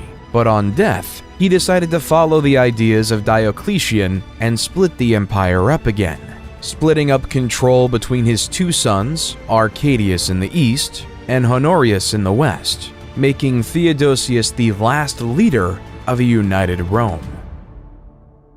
With Honorius in charge, the incapable general made Western Rome an easy target to be bullied. The Visigoths, looking for a new place to live, had their eyes set on Rome. So throughout the early 410s, the Visigoths ransacked various Roman cities. Then, on August 24th, 410, the Visigoths sacked Rome, taking control of this historic city. It was the first time in nearly 800 years that a foreign army occupied the city of Rome. However, the Visigoths couldn't maintain control of Rome. Instead, they continued to ransack Roman territories until they established their kingdom in 418 in modern-day Spain. While the prospects of existence weren't so much better in eastern Rome, the notorious Attila the Hun was gaining power, and his brutal tactics called him the Scourge of God. After a failed peace attempt in 441, Attila and his army stormed through the Balkans and the Danubian frontier. Another peace treaty was forged in 442, but Attila attacked again in 443, killing, ransacking, and pillaging his way to the well-fortified city of Constantinople. However, due to Constantinople's high walls, Attila couldn't conquer it. Instead, Attila was able to muster another peace agreement. He would leave Constantinople alone in exchange for an annual tribute of 2,100 pounds of gold, a staggering sum. Then in 451, the Huns invaded the Gauls, allowing the once enemies of the Visigoths and the Romans to wise up and work together to fight the Huns. According to legend, the night before the imminent battle, Attila consulted sacrificed bones and saw that thousands of his army would fall in the fight. The next day, his premonition came true. In the Battle of the Catalonian Plains, after hours of ferocious fighting, tens of thousands of soldiers lay dead, giving Attila his first and only military defeat in history. However, even after the loss, Attila and his army marched on and returned to Italy, continuously ravaging the cities. In 452, with Rome in sight, he met Pope Leo I, who acted as an emissary between Attila and Rome. There's no record of what they discussed. Still, according to legend, the apparitions of St. Paul and St. Peter appeared to Attila. They threatened to kill him if he didn't negotiate with Pope Leo I. Attila decided to pull out of Italy and return to the Great Hungarian Plain, whether because of his fear of the Pope and his saintly allies, or because of his troops were stretched too thin and weakened by malaria. However, the struggle for Western Rome wasn't over. In 476 AD, the young Emperor Romulus Augustus had trouble keeping power for himself, as many Romans felt he was illegitimate. So the Eastern Roman Empire sent the Germanic general Odoacer and his mercenaries to suppress a revolt by the Roman army in the region. However, instead of supporting the Eastern Roman Empire, Odoacer saw an opportunity to seize power for himself. He turned against the Roman government and deposed the last Western Roman emperor, Romulus Augustus, effectively marking the end of the Western Roman Empire. As the steps of his victory, Odoacer was declared the King of Italy. However, Odoacer's victory was short-lived, because in 493, Theodoric the Great of the Ostrogoths, with the support of Eastern Roman Emperor Zeno, came in and created the Ostrogothic Kingdom of Italy, sending Odoacer to meet his fate. While Europe was in the crux of a dark age, India, under the Gupta Empire, was in a mathematical golden age. Great mathematicians like Brahmagupta started using zero as a placeholder and as various solutions for mathematical equations. The astronomer Aryabhata was able to calculate the circumference of the Earth. He proved the world was round long before it was globally accepted. Aryabhata was also able to develop methods for calculating pi and square roots. However, his crowning achievement was creating the concept of an asymptote, which is a line that approaches the curve but never touches it. The Franks under Clovis I had been engaged with the Alemanni, another Germanic tribe, and tensions between the two groups were running high. In 496 AD, in the Battle of Tolbiac, Clovis I led his forces into battle against the Alemanni, with both sides eager to gain the upper hand in the ongoing struggle for power and territory. As the Alemanni began to push the Franks to defeat, in a moment of desperation, Clovis called out to the Christian god for assistance, promising to convert to Christianity if he emerged victorious. According to legend, a sudden thunderstorm appeared, and the Franks could regroup and launch a successful counterattack against the Alemanni. The battle ended in a decisive victory for the Franks, and Clovis kept his promise and converted to Christianity, officially cementing Christianity to the forefront and birthing the Frankish kingdom. While the Western Roman Empire might have fallen, in the East, the Roman Empire was changing. Many historians argue that the Eastern Roman Empire, based out of Constantinople, should be considered a part of Rome. However, it is undeniable that under Justinian I would lead the eastern half into its next chapter in life, the Byzantine Empire. Whether it's a continuation of the Roman Empire before is a debate for another under. Under the leadership of Justinian I, like many Roman emperors before him, he would expand the Byzantine Empire to reach places such as Italy, North Africa, and even Spain. He also commissioned a team of legal scholars to codify all the laws of the Roman Empire, known as the Corpus Juris Civilis, which became the basis of the European laws we know today. He also commissioned the world-renowned Hagia Sophia in Constantinople, where this beautiful cathedral, adorned with intricate mosaics and marble decorations, became the head of the Eastern Orthodox Church.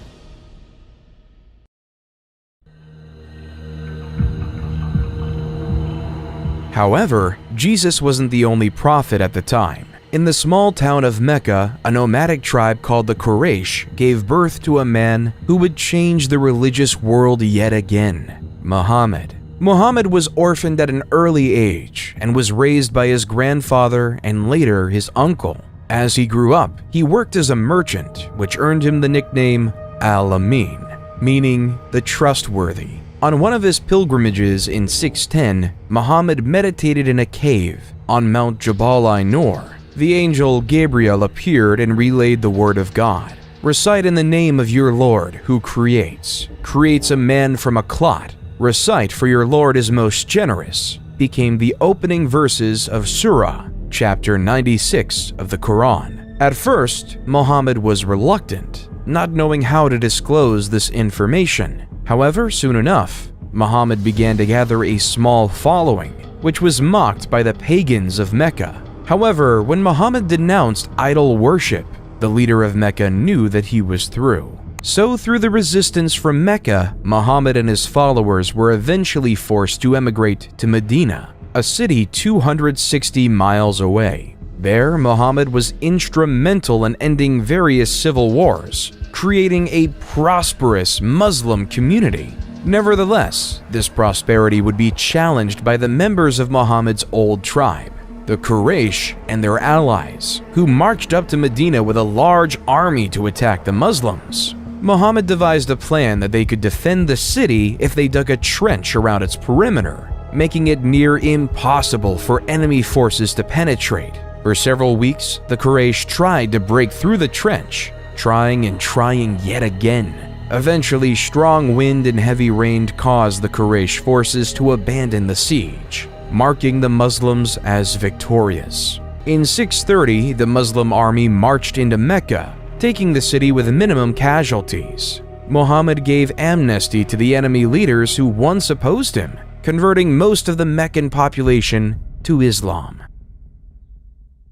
At the time of Muhammad's death, the Muslims had successfully united the Arabian Peninsula under the banner of Islam. After Muhammad's death, a series of caliphs or leaders took over the leadership of the Muslim community, beginning with Abu Bakr, a close companion of the Prophet. Under the leadership of the caliphs, the Muslim community continued to expand its territory, conquering new lands and spreading the message of Islam. At first, Abu Bakr had his eyes set on the Byzantine Empire's provinces of Syria, taking over the crucial cities of Damascus and Jerusalem. Then in 636, the Arab forces invaded the Sassanid Empire, taking over their capital city in 637, marking the end of the Sassanid Empire. Onward to Egypt they went, where after years of fighting, they successfully defeated the Byzantine to take over the city of Alexandria in 642 AD, economically crippling the Byzantines. By 716, the Arab forces had conquered much of North Africa, Carthage, and Spain, so that by 716, the Arabs had an extensive empire from Lisbon to China. After consolidating their hold on the Iberian Peninsula, the Arabs launched raids into neighboring Francia, modern-day France. In 732 AD, they launched a significant invasion to expand their territory northward. The Arabs' forces, led by Emir Abdul Rahman al-Ghafiqi, quickly conquered several cities in the region, including Bordeaux and Tours. However, Charles Martel, the military leader of the Franks, assembled a large army to meet the Arabs in battle. The battle of Christianity versus Islam. Both empires wanted to keep their own faith. The Arabs wanted to impose their religion onto the Franks. The two forces clashed near Tours on October 10, 732 AD. The battle was fierce and lasted several days, with both sides suffering heavy casualties. In the end, though, Charles Martel and the Franks emerged victorious, and the Arab forces were forced to retreat back to Spain, ending the massive expansion of the Arabic Empire.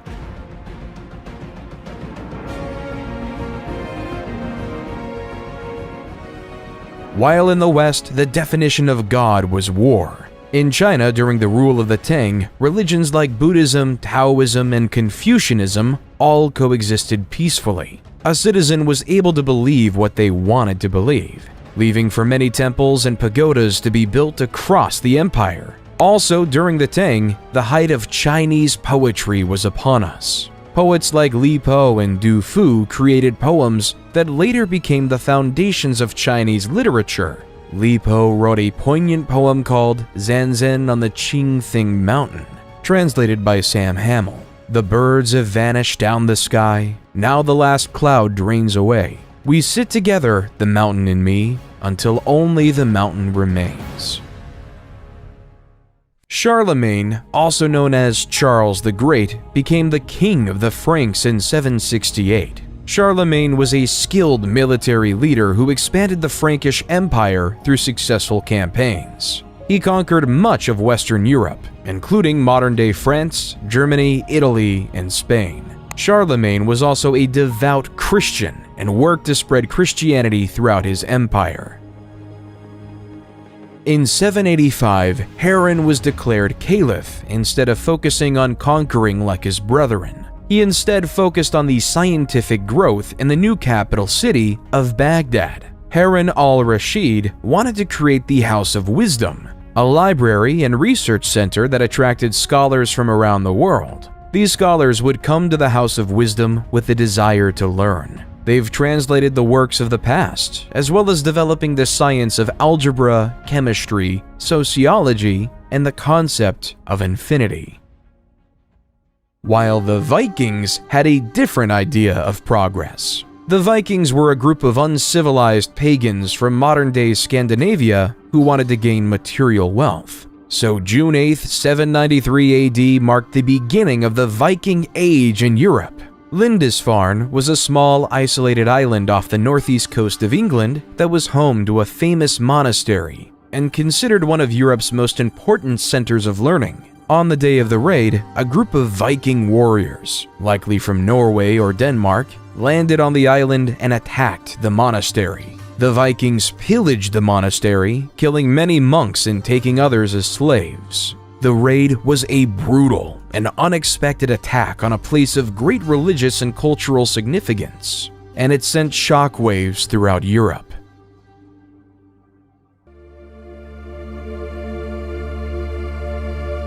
In 799, in Rome, Pope Leo III was attacked by a faction of Rome who believed that the Pope was guilty of tyranny and serious personal misconduct. So Pope Leo III ran away to the Frankish kingdom. After this, Charlemagne and his Frank army provided an escort for the Pope and restored him to the papal office. But yet, the power of the papacy was being questioned, with many people wanting it to go away, which caused Charlemagne to go to Rome in late 800 to fight for his pope. For his loyalty, on Christmas Day in the Basilica of St. Peter, Pope Leo III placed a crown on Charlemagne's head, declaring him the new Holy Roman Emperor, creating a new Roman Empire, the Holy Roman Empire, or at least the first rendition of it. Under Charlemagne, the foundations of a genuinely great empire were forming, but once Charlemagne died in 814, the new empire was bludgeoning with problems. His son, Louis the Pious, 788 to 840, inherited an empire filled with problems. Many of his own citizens viewed him as a strong Catholic who was well-intentioned but was incredibly weak and unable to do anything. As the Vikings continued their raids along the Rhine River, attacking Holy Roman Empire cities such as Cologne, Trier, and Mainz, raiding various Catholic monasteries, and destroying religious artifacts caused fear and hatred among his citizens. Why would anyone trust a leader if they can't stop barbaric pagans? So, various local leaders started to focus on defending their land rather than relying on the central government for defense, hence beginning the process of independently recreating the Chinese system of feudalism. At this time, people would willingly farm on lands, giving up their freedom to these local leaders to protect them from the Vikings, creating the basis of a new system of feudalism. While the Holy Roman Empire might have been fighting with the Vikings and the Byzantines were fighting with the Arabs, in 820, a group of Arab raiders landed on the island of Crete. Over the next several years, Arab forces gradually gained control of the island, overcoming the resistance of the Byzantine defenders. The conquest was completed in 827, and Crete became part of the Arab Empire. The conquest of Sicily and Sardinia followed a similar pattern. In 827, a large Arab fleet landed on Sicily, and Arab forces quickly gained control of much of the island. They then moved on to Sardinia, which fell to the Arab invaders in 828. In the Holy Roman Empire, once Louis the Pious died in 840 AD, So did the Charlemagne Empire. The infighting between family members grew, leading to the Holy Roman Empire being divided between 3 family members in the famous Treaty of Verdun. In the west, the formation of the West Frankish Kingdom was given to Charlemagne's grandson, Charles the Bald, in modern-day France. In the East Frankish Kingdom was given to another grandson, Louis the German, which was obviously settled in modern-day Germany, while the Middle Kingdom was given to Charlemagne's eldest son, Lothair. However, being squeezed in between the West and East Frankish kingdoms gave the Middle Kingdom a short lifespan and was practically irrelevant. The Vikings weren't just a problem for mainland Europe, they were pillaging everything in mainland England. So in 871, the new king of Wessex, Alfred the Great, rose to power with one thing in mind: keeping everyone safe. Alfred built a network of fortifications known as burhs, designed to protect his people from Viking attacks. He also developed new military tactics and strategies and fostered alliances with other Anglo-Saxon kingdoms.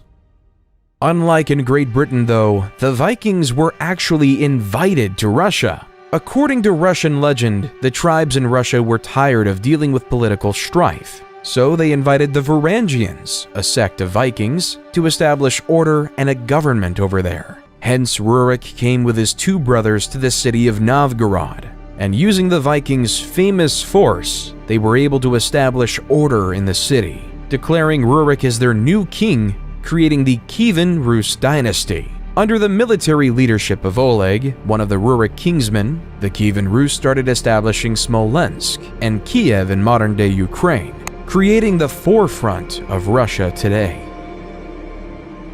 While back in England, expanding upon his grandfather Alfred the Great's alliance network, Athelstan was declared King of Essex. Athelstan was able to get all the Anglo-Saxon kingdoms to work together to fend off the Vikings of the British Isles. He was declared to be the first king of England due to his ability to navigate alliances and keep everyone safe, beginning one of the longest monarchies in human history.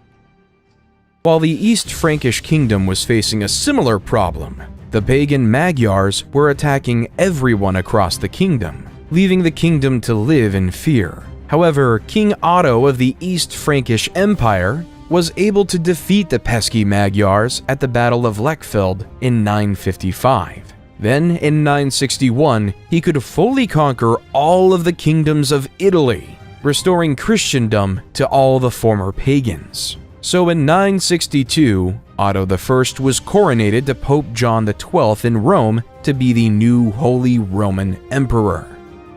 In France though, the West Frankish Kingdom was struggling, because in 987, King Louis V, a direct descendant of Charlemagne, died at age 20 without leaving an heir to take over their dynasty, leaving the French monarchy in peril. So the French aristocracy had an election between Hugh Capet, a noble with extensive lands in the region of Isle-de-France, and Charles, Duke of Lower Lorraine. With the support of Adalbero, the Archbishop of Reims, Hugh Capet became the first king of France, starting the Capetian dynasty. However, at this time, the typical person in Europe was always living in fear. Every civilization was on the verge of conquering. They've all become land-hungry and were willing to fight for it. So across Europe at this time, every civilization started to entrench their society in the ideas of feudalism, leading to another social pyramid. At the bottom lay the serfs. Their job was to farm the land and ensure everyone was fed. Then came the knight, who provided protection for the people. Then came the nobles, who ruled over a specific territory, owning the land. Then came the kings, as previously mentioned, who gave lands to the nobles. But all the way at the top was the Pope, because the Pope could speak directly to God, and had God-given ownership of all the lands. In the early 11th century, Leif Erikson was sent on a voyage to discover lands west of Greenland. If you look at a map, west of Greenland is the Americas. So Leif and his crew ventured to this new mystical land called Vinland. in modern-day Newfoundland, Canada. Leif and his crew spent the winter in Vinland, establishing a small settlement and trading with the local indigenous people. They also explored the surrounding area, which they found rich in natural resources, including timber, fish, and game. Leif and his crew returned to Greenland in the spring, where they were greeted as heroes for discovering new lands. Little did Leif know that he discovered a new continent for his European people.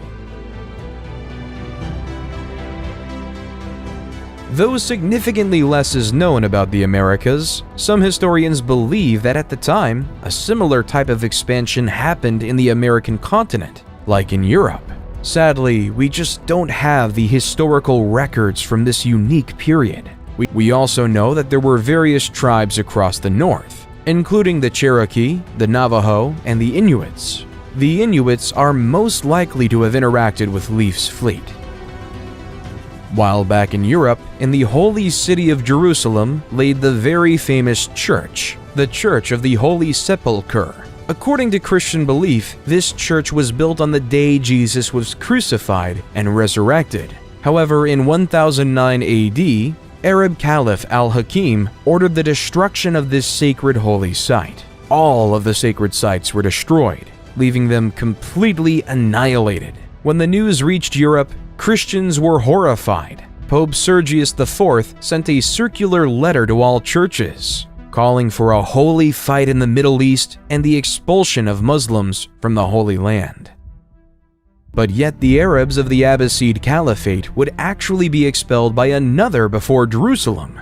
The Seljuk Turks, a Central Asian Turkic people of the Muslim faith, were beginning to grow their empire. In 1055, they took over the Abbasid Caliphate capital city of Baghdad. The Seljuk Turks initially respected the caliph, but the Seljuks took over the city over time. In 1076, they captured Medina, followed the next year by the capturing of Mecca, the holiest city in Islam.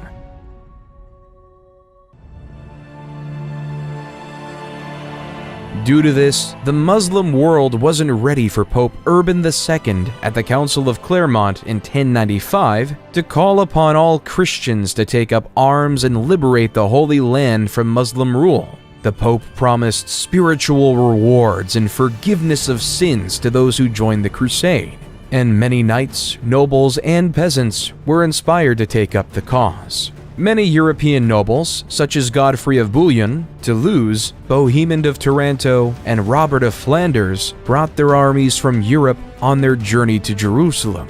While the Christians were united, the Muslims were divided and unable to put up a strong defense against the Crusaders. Hence, the Christians took over the county of Edessa in 1098, and finally the holy city of Jerusalem in 1099.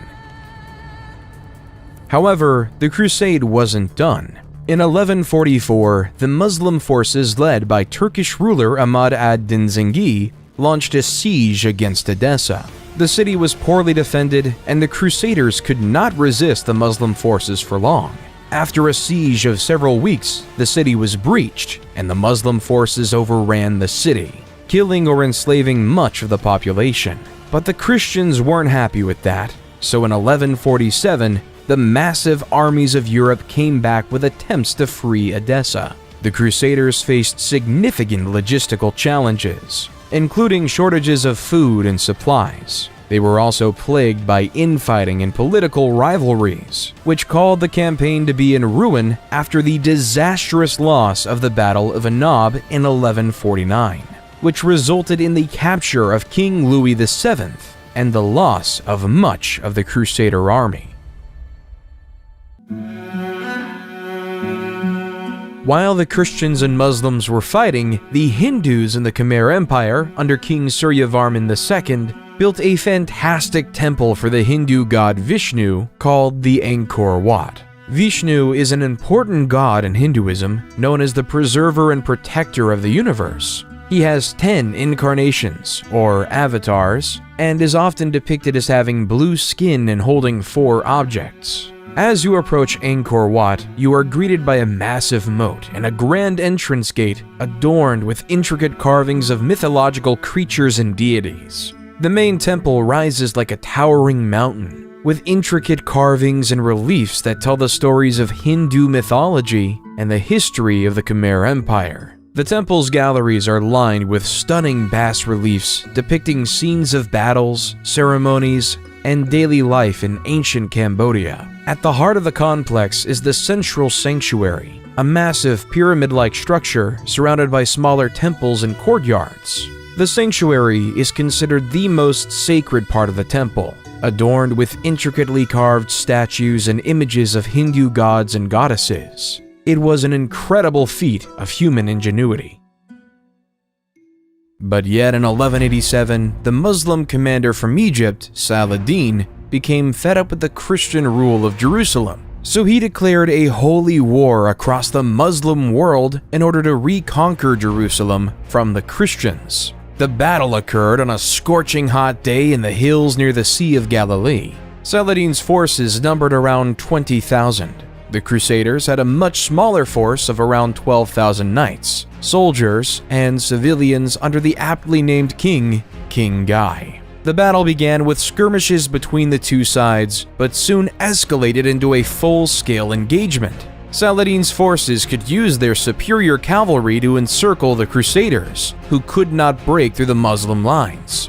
The heat and thirst soon took a toll on the Crusaders, who were weakened and disoriented. The Muslim forces took advantage of the situation. They launched a fierce attack, breaking through the Crusader lines and capturing many knights. King Guy and a small group of knights were able to escape the battlefield. Still, the majority of the Crusader army was destroyed.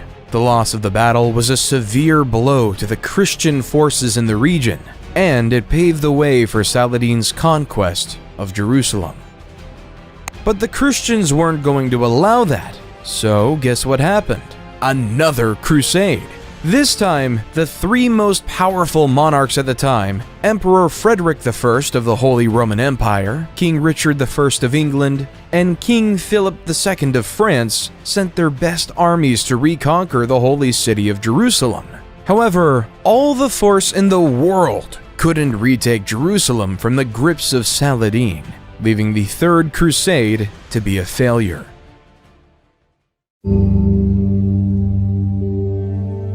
Genghis was born to a mother kidnapped by his father and forced into marriage. Legend holds that he came into this world clutching a blood clot in his right hand. Before he turned 10, his father was poisoned to death by an enemy clan. Genghis's clan then deserted him, his mother, and his 6 siblings to avoid having to feed them. However, he soon began to make friends with the other clans throughout the Mongolian mountainside. By 1206, he had united all the various tribes, uniting 1 million people. For the time, Genghis was quite progressive. He made it illegal to sell and kidnap women, banished the idea of enslavement of any Mongol, and even allowed freedom of religion. When it came to war, though, Genghis was as barbaric as the next one. His first campaign was against the Shisha kingdom in 1209. His army of mostly cavalrymen on horses quickly outnumbered and destroyed the kingdom. His next target was the Jin dynasty in China. From 1211 to 1214, the outnumbered Mongols ravaged the countryside, causing food shortages, resulting in the Jin army killing tens of thousands of their own peasants just so their elites could live.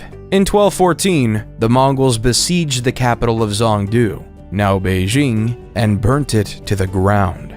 In the early 13th century, King John was facing increasing pressure from his barons, who were demanding greater rights and protections under the law. In response to their demands, John agreed to meet with the barons and negotiate a settlement. The result of these negotiations was the Magna Carta, a document that set out a series of rights and freedoms that the king could not violate. Among these rights were the right to a fair trial, the right to due process of law, and the right to be protected from arbitrary arrest and imprisonment. The Magna Carta also established the principle of habeas corpus, which required the government to produce a prisoner in court and provide a lawful reason for their detention. This principle has been a cornerstone of modern legal systems around the world.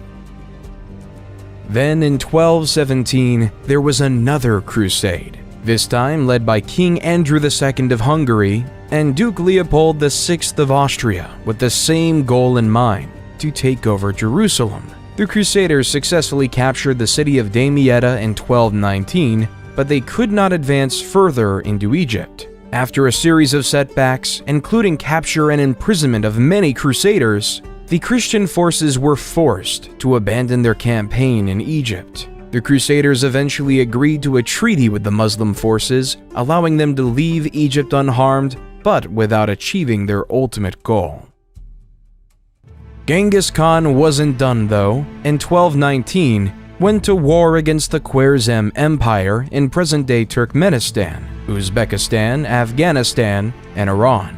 During his raids, the Mongol hordes swept through one city after another, taking over the likes of Bukhara, Samarkand, and Urgench. Skilled workers such as carpenters and jewelers were usually saved, while aristocrats and resisting soldiers were killed. Unskilled workers, meanwhile, were often used as human shields during the next assault. No one knows with any certainty how many people died during Genghis Khan's wars, in part because the Mongols propagated their vicious image as a way of spreading terror.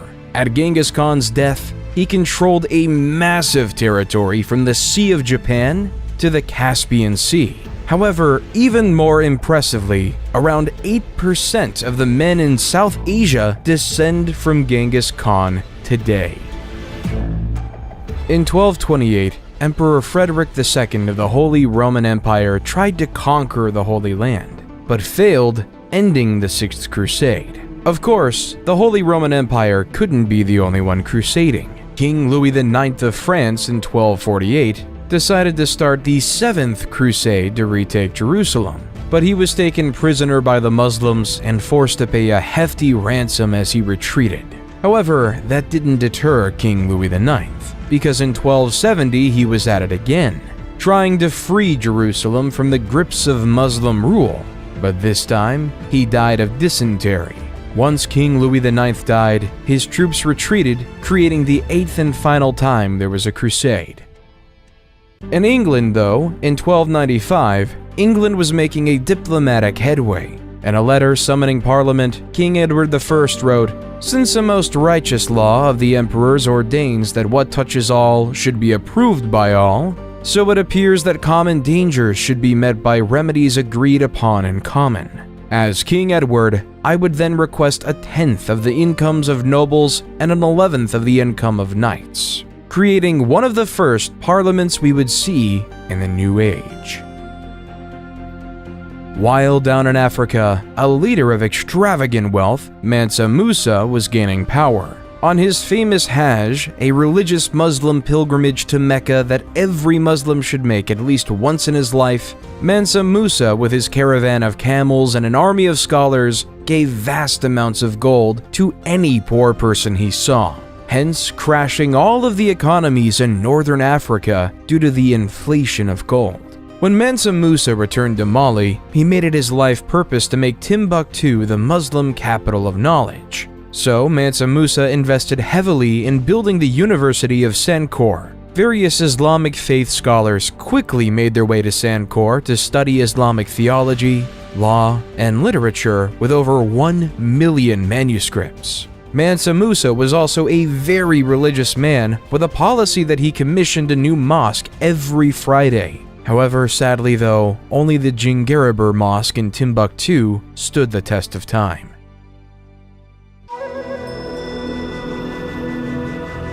In the Americas though, another built on riches was being created. As Aztec legend has it, the god Huitzilopochtli directed them to build where they saw an eagle perched on a cactus, eating a snake. When they saw this exact scene on an island located in what was once Lake Texcoco, they interpreted it as a sign from their god, and founded Tenochtitlan on that island. As time passed, Tenochtitlan started to build impressive temples such as the Great Temple.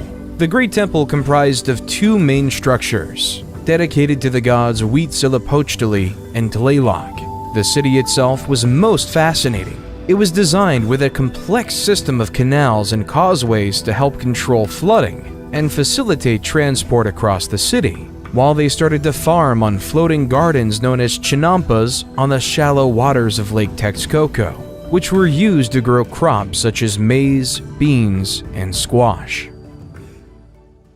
As Mali and the Aztecs were building their cities, England and France were in war for 100 years. The origins of the conflict lay with the status of the Duchy of Guyenne. In basic capitalistic terms, this was owned by the British Crown. However, the land itself was in France. The second reason was that the last direct descendant of Charlemagne, King Charles IV, died in 1328. So the next closest relative was Edward III, the King of England. So King Edward III claimed the rule of France in 1337, which was not liked by the French people.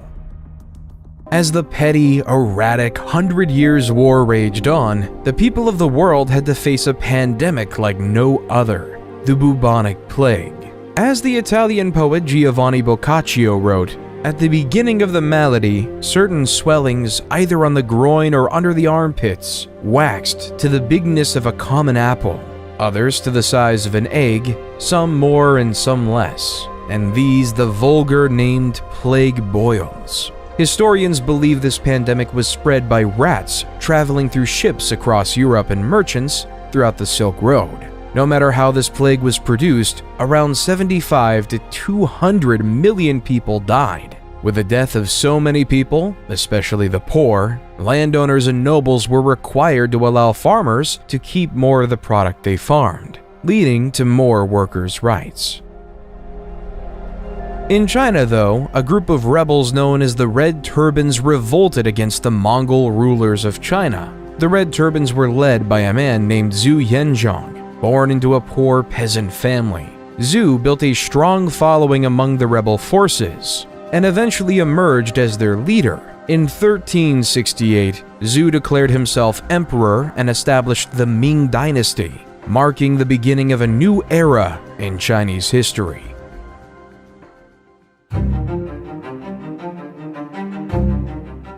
In 1428, at the age of 16, Joan left her home in the village of Domremy and traveled to the court of Charles VII, where she asked for permission to lead the French army against the English. At first, her request was met with skepticism and disbelief. Still, Joan persisted and eventually won the support of the French commanders. Joan's first major military victory came in the Siege of Orleans in 1429. She led the French troops in a series of daring attacks on the English forces, and she broke the siege and liberated the city. This victory boosted French morale and helped to turn the tide of the war in their favor. Over the next several months, Joan led the French army to victories against the English, including the Battle of Patay in June 1429. However, her success also made her enemies in the English and French court. In 1430, she was captured by the English and put on trial for heresy and witchcraft. Joan was subjected to a grueling trial. She was accused of various crimes, including dressing in men's clothing, practicing sorcery, and hearing voices. Despite the odds against her, Joan remained steadfast in her faith and her belief that she was carrying out God's will. In the end, Joan was found guilty and sentenced to death by burning at stake. She was executed on May 30th, 1431 at 19. Then, 20 years later, in the Battle of Castilian, Charles VII of France led a French army which defeated the English army, effectively ending English territorial claims in France. While back in the great city of Constantinople, the Byzantine Empire was declining, weakened by years of war, political instability, and economic turmoil. In contrast, the Ottoman Empire, led by Sultan Mehmed II, was on the rise, and the Sultan saw an opportunity to expand his empire and gain control of the strategic city of Constantinople. By 1453, Mehmed II led an army of 80,000 soldiers, including elite Janissary troops and a powerful artillery force, to besiege Constantinople. The Byzantine defenders, led by Emperor Constantine XI, were vastly outnumbered and outgunned. They faced a seemingly impossible task to hold off the Ottoman assault. The Ottomans bombarded the city with artillery for nearly 2 months, causing extensive damage to the walls and fortifications. The Byzantine defenders, meanwhile, struggled to maintain morale and keep their troops fed and supplied. Then, on the fateful day, May 29, 1453, the Ottomans launched a massive assault on the city. Climbing up, covered by siege towers, they were able to breach the walls and gain access to the city. Despite putting up a valiant defense, the Byzantine defenders were overwhelmed, and the Ottomans were able to storm the city and capture the capital, causing the Great Byzantine Empire to fall. In 1453, all paths no longer led to Rome, and all traces back to the empire of Caesar were erased. It was replaced by the beginning of utter Ottoman domination in the region, ushering in a new era of Turkish power and influence in the Mediterranean. While the Byzantines might have been falling, the Russians were finally gaining their independence. At the time, the Mongol Empire was ruling over Russia, demanding that various Russian towns pay tribute or face the wrath of the Mongols. However, in 1472, Ivan the Great refused to pay such tribute. Over the next several years, he built up his military strength and was able to drive out the Mongol garrisons from various cities and towns throughout Russia. In 1480, the Mongols demanded that Ivan pay tribute or face military action, but after a tense standoff, they finally retreated. Ivan's victory was the beginning of a free Russia and the decline of the Mongolian Empire. Then in 1492, as Christopher Columbus sailed the ocean blue, the Europeans discovered the New World.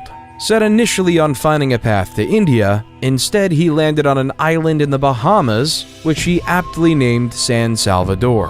When he and his crew set up camp, he met the Lucayans, skilled fishermen and farmers, who welcomed him and his crew and provided them with food and supplies.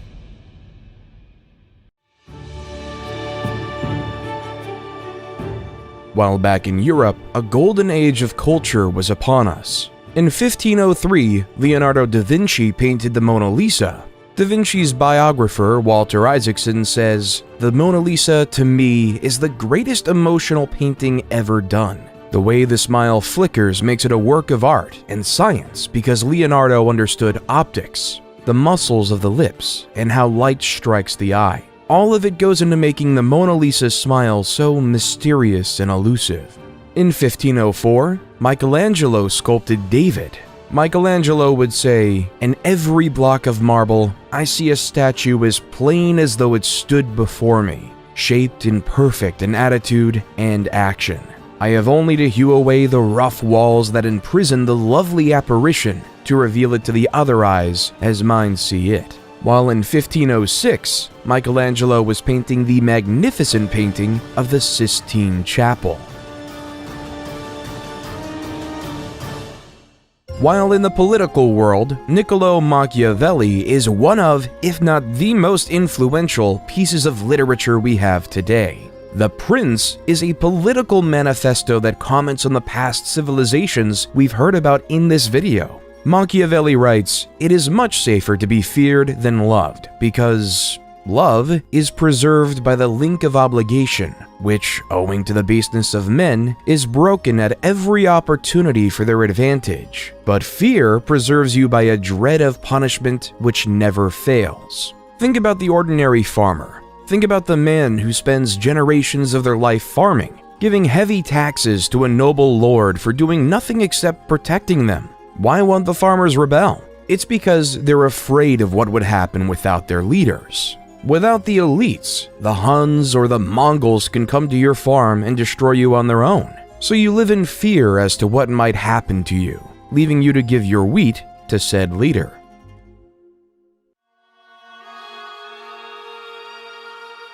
Martin Luther, though, didn't just report on the basics of human nature. Martin wanted to make a difference and was sick of the Catholic Church. At the time, the Catholic Church was selling indulgences, which were certificates that people could purchase to reduce the amount of time they would spend in purgatory after they died.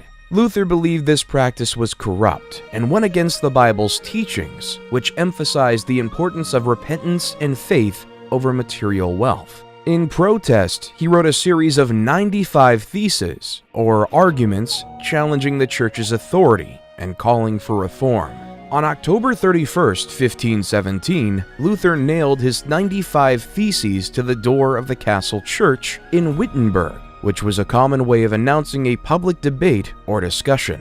Luther's 95 Theses sparked a debate within the church and among European scholars and theologians. Some people agreed with his criticisms of the church, while others saw him as a heretic and a threat to the established order. The beginning of Protestantism was upon us. In 1519, though, the Spanish conquistadors, under the leadership of Hernan Cortés, arrived on the Aztec shores. They were greeted by the Aztecs, who gave gifts of gold and silver of incredible wealth to the Spanish, as they believed that the Spaniards were emissaries of the god Quetzalcoatl. However, Cortés soon revealed his true intentions: to conquer the Aztec Empire and claim its wealth for Spain. Over several years, Cortés and his forces engaged in a series of battles with the Aztecs, marked by intense violence and brutality. The Spanish were aided by their superior military technology, including guns and cannons, and by the support of indigenous allies, who were the enemies of the Aztecs. Despite being vastly outnumbered, Cortés and his men made significant gains against the Aztecs, eventually laying siege to their capital city of Tenochtitlan. After months of fighting, the city fell to the Spanish in 1521, and the Aztec Empire was effectively destroyed. Then, following the strategy of Cortés, Francisco Pizarro led an expedition that conquered the Incan Empire in present-day Peru. Though the violence was authoritarian, the biohazards were even more demanding. The Europeans, due to having survived illnesses such as the bubonic plague and smallpox, developed immunity to many of these diseases that they've, one way or another, spread to the native people, essentially over time, killing them off.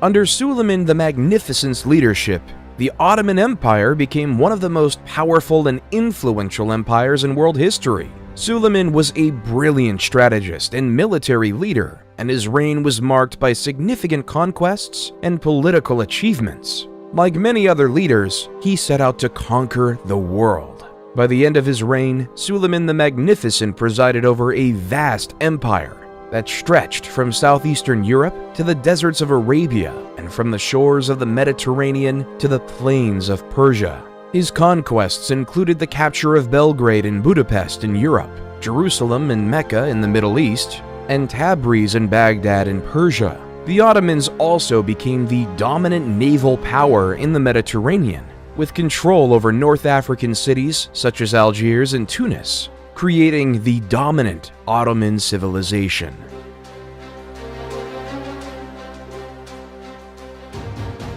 But yet, all things fall when one is in love, and the murder-happy King Henry had fallen in love with Anne Boleyn and was desperate to marry her.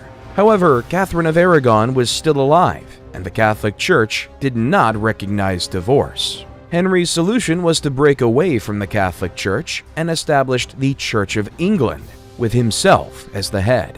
In 1534, Henry passed the Act of Supremacy, which declared that the king, not the Pope, was the supreme head of the Church of England, leaving the Catholic Church to be angry and excommunicate Henry VII, leaving a schism between the Church of England and the Catholic Church even today.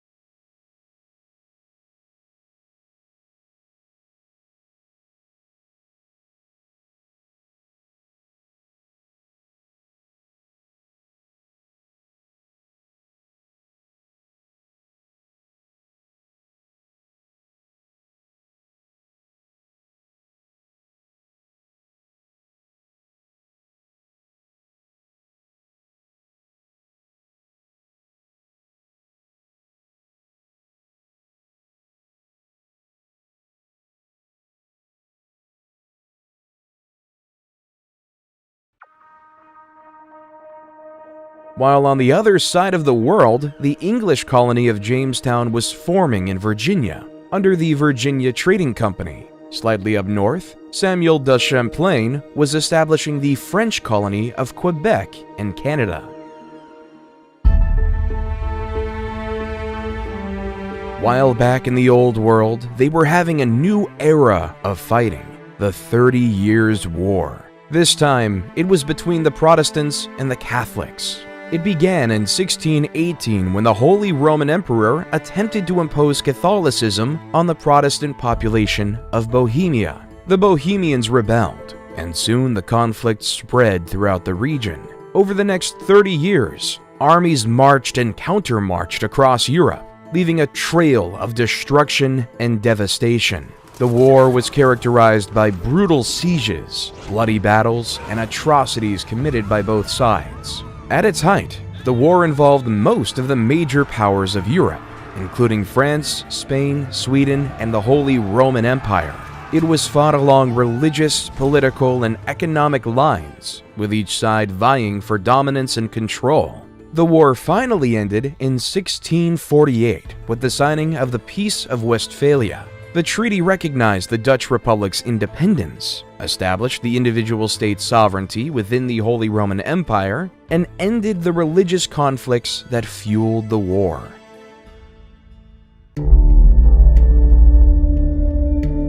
While in China, the Ming court was plagued by corruption, factionalism, and economic decline. The emperor at the time, Chongzhen, faced mounting pressure from his advisors to strengthen the military and defend against the Manchu threat. However, his efforts were hindered by infighting among officials and a lack of resources. In 1644, the Manchu army, led by Prince Dorgon, launched a massive invasion of China. The Ming army, weakened by years of neglect and corruption, was no match for the highly disciplined and skilled Manchu forces. The Manchus quickly conquered Beijing and installed their puppet emperor, ending the Ming dynasty, continuing the cycle of dynasties in China.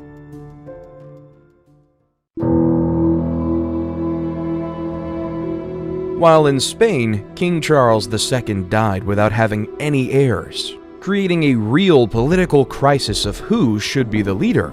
King Louis XIV of France supported his grandson, Philip, as the rightful heir to the Spanish throne, hoping to secure French influence over Spain and its territories. On the other hand, Emperor Leopold I of Austria supported the candidacy of Archduke Charles, a member of the Habsburg dynasty, who was seen as a potential ally against French expansionism. The conflict soon escalated into a major war, with many European powers taking sides and forming alliances. The principal belligerents were France and Spain against a coalition of Austria, Great Britain, the Dutch Republic, Portugal, and several other minor powers. The war ended with the Treaty of Utrecht in 1713, which recognized Philip as King of Spain, but required him to renounce any claims to the French throne and cede some territories to Great Britain and Austria. The Treaty of Rastatt, signed the following year, officially ended the war. In 1707, the Acts of the Union were passed by the Parliaments of England and Scotland, which united the two kingdoms into a single political entity known as Great Britain, hence creating the legal foothold that is Great Britain. However, Scotland took a disliking to this. There were protests and uprisings in the years following the Union, including the Jacobite risings of 1715 and 1745. Which aimed to restore the Scottish monarchy and independence.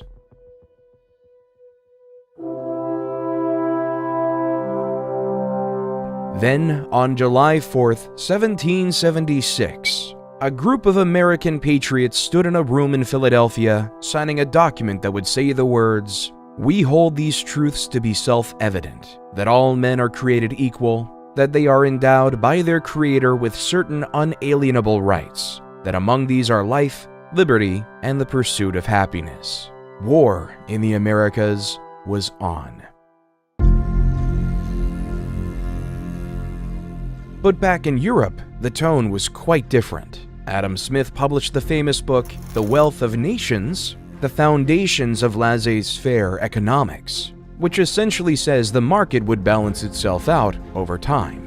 In Austria, Mozart was performing his magnum opus, the Hafner Serenade. Mozart's Hafner Serenade is a charming and elegant work featuring courtly dance music and light, lyrical melodies. Its graceful melodies, subtle harmonies, and elegant instrumental writing characterize it.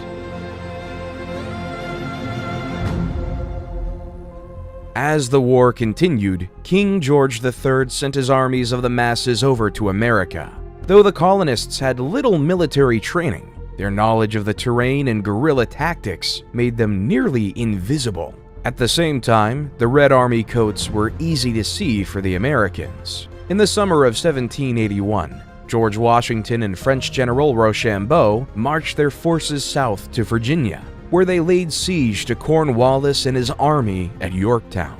The British were trapped and could not escape by land or sea. The siege dragged on for weeks. The American and French forces bombarded the British with artillery. They dug trenches to inch their way closer to the British defenses. The French Navy defeated the British Navy in a crucial naval battle off the coast of Virginia, cutting off Cornwallis's only escape route by sea. On October 14, 1781, the American and French forces launched a massive assault on the British defenses. The British fought valiantly, but were vastly outnumbered and outgunned, and they soon began to falter. On October 19th, Cornwallis surrendered his army to Washington, effectively ending the war. The victory at Yorktown was a decisive moment in the war, and it marked the end of British rule in America and the beginning of a new experiment. With America finally being free from the totally tyrannical grips of Britain, they had one issue. How were they going to lead? Were they going to make General George Washington their monarch? Therefore, democracy was chosen. However, Plato made a good point many years ago, that the common man was incapable and not wise enough to pick a better leader to lead them to success. So the American-founded Constitutional Convention came up with this idea of the Electoral College, where the common man would vote for a particular person who would then have a say in who could be president. So instead of the president being directly voted on by the people, they would vote on elites, who would then vote for the president directly.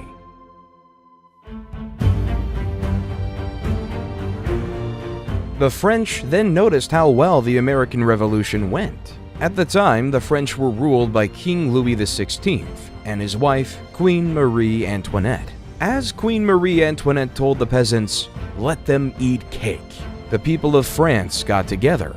They decided they wanted more say in how the country was run, and they formed a group called the National Assembly and started making new laws to give them more rights. One of the most famous events of the French Revolution was the storming of the Bastille.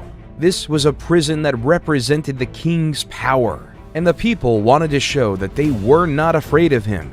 They broke into the prison and freed the prisoners, which started a revolution throughout France. Many influential people lost their heads during the revolution, including King Louis XVI and his wife, Queen Marie Antoinette. The people were tired of being ruled by a king and queen who didn't care about them, and they wanted to create a new system where everyone would have a say. And the people of France voted in Maximilien Robespierre. In 1789, Robespierre was elected as a delegate to the Estates General, which was convened to address France's financial crisis. He quickly emerged as a leading voice in the National Assembly, advocating for the ordinary people's rights and opposing the aristocracy's power.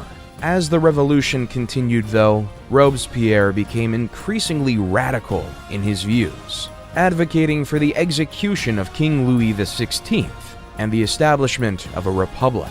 He was elected to the powerful Committee of Public Safety in 1793, tasked with protecting the revolution and rooting out enemies of the state. Under Robespierre's leadership, the committee launched a period of intense repression known as the Reign of Terror. thousands of people were arrested, tried, and executed for crimes against the revolution. Robespierre became known as a ruthless and uncompromising figure. However, Robespierre's power began to wane as the people grew tired of the violence and the instability of the revolution. In 1794, he was arrested and imprisoned along with his closest allies. On July 28, 1794, Robespierre was taken to the guillotine and executed. The execution marked the end of the Reign of Terror and democracy for now in France. Instead, they moved to a directory. A directory is a government led by a 5-member executive council, known as the Directory, which was chosen by the Council of Elders. This legislative body was also part of the new government. The Directory was meant to serve as a moderating force, balancing the interests of the various factions that had emerged during the revolution. However, the Directory concept wasn't successful as well, so General Napoleon Bonaparte decided to overthrow the government and begin his conquests to take over the world. So off Napoleon went to conquer much of Europe. In 1805, Napoleon defeated a combined Austro-Russian army at the Battle of Austerlitz, solidifying his position as one of Europe's most powerful leaders. He then conquered much of the continent, including Spain, Portugal, and the Netherlands. In 1812, Napoleon invaded Russia with a massive army. Still, the campaign proved disastrous, and his forces were decimated by the harsh Russian winter. The defeat marked the beginning of Napoleon's downfall.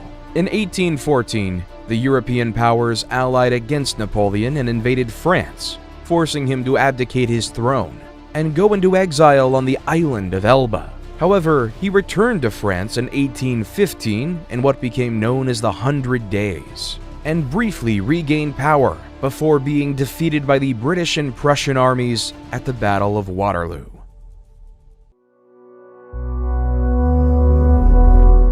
While back in the Americas, Simón Bolívar was on his military campaigns to free Latin American countries from the grasp of the Spanish colonial rule. Bolívar began his military campaigns in Venezuela in 1810, where he led a successful uprising against the Spanish colonial authorities. He then moved on to Colombia, where he won a series of important victories against the Spanish, including the Battle of Boyacá in 1819, which secured the independence of Colombia. Bolívar then turned his attention to Ecuador and Peru, where he won a series of decisive battles that helped secure both countries' independence. He captured the city of Lima in 1824, effectively ending Spanish control of Peru. Bolívar's final military campaign was in Bolivia, where he led the fight for independence against the Spanish in 1825. Bolivia was named in honor of Bolívar, who played a critical role in its liberation.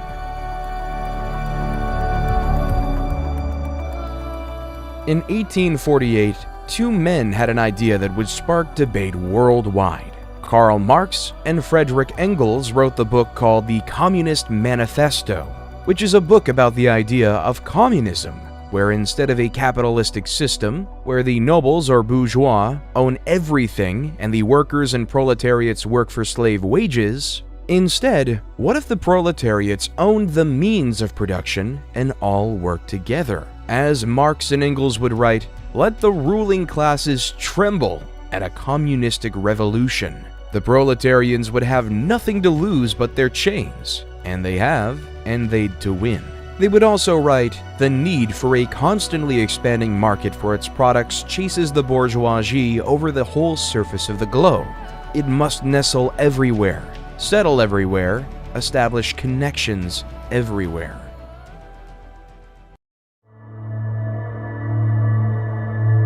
Right after the writing of the Communist Manifesto began a period in Europe known as the Scramble for Africa. It all began in the 1870s when European countries began to explore the interior of Africa, looking for new territories to claim and resources to exploit. At first, the European powers were cautious. sending explorers and missionaries into Africa to establish trade networks and alliances with local leaders. However, as competition increased, the European powers became more aggressive in their tactics. They used military force to establish colonies and protectorates, and they engaged in diplomatic maneuvering and propaganda campaigns to gain the support of local populations. One of the most ruthless tactics the European powers used was dividing Africa into artificial borders and creating new ethnic and linguistic divisions. This created tensions and conflicts between different African groups, which the Europeans used to their advantage, creating a European stronghold over the continent of Africa to increase their profits. The scramble for Africa came to an end as a result of several factors, including changing international politics, economic realities, and rising African nationalism. One of the key factors that contributed to the end of the scramble for Africa was the changing balance of power in Europe. By the early 20th century, European powers were increasingly focused on competition with each other, particularly in Europe itself, and were less interested in acquiring new colonies in Africa. This was due in part to the growing tensions between European powers that would eventually lead to the outbreak of World War I in 1914. Because on June 28, 1914, a shot was heard around the world with the assassination of Archduke Franz Ferdinand. Franz Ferdinand was the heir to the throne of Austria-Hungary, and his assassination by a Serbian nationalist named Gavrilo Princip sparked a diplomatic crisis that quickly escalated into a global conflict. In the aftermath of the assassination, Austria-Hungary declared war on Serbia, triggering a complex web of alliances and treaties that drew other countries into the conflict. Germany, an ally of Austria-Hungary, declared war on Russia and France, while Great Britain, which had a treaty with Belgium, declared war on Germany. Within weeks, most of Europe was embroiled in a brutal and devastating conflict. In November 1918, after 4 years of brutal fighting, the Allied powers and the Central Powers agreed to an armistice, effectively bringing an end to the war and the demise of the Ottoman Empire. On November 11th, the armistice went into effect, and the guns fell silent across Europe.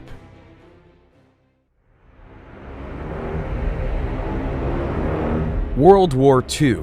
The peace was short-lived, because a man named Adolf Hitler invaded Poland. Like Alexander the Great, Julius Caesar, Trajan, Attila the Hun, Genghis Khan, Napoleon Bonaparte, and Suleiman the Great, Adolf Hitler wanted to establish an empire for his nation and his people. Adolf had dreams of building an empire larger than anything that was ever created. He wanted to make the Roman Empire look like nothing. However, for the sake of the world, and especially those Hitler viewed as undesirable vermin, in April 1945, Soviet forces began a massive assault on Berlin. After weeks of intense fighting, the city fell on May 2nd, and German forces surrendered. Meanwhile, Allied forces were closing in from the west, and on May 7th, Germany signed an unconditional surrender, officially ending the war in Europe. A few months later, after the bombings of Nagasaki and Hiroshima, Japan surrendered as well, leaving the war to be over.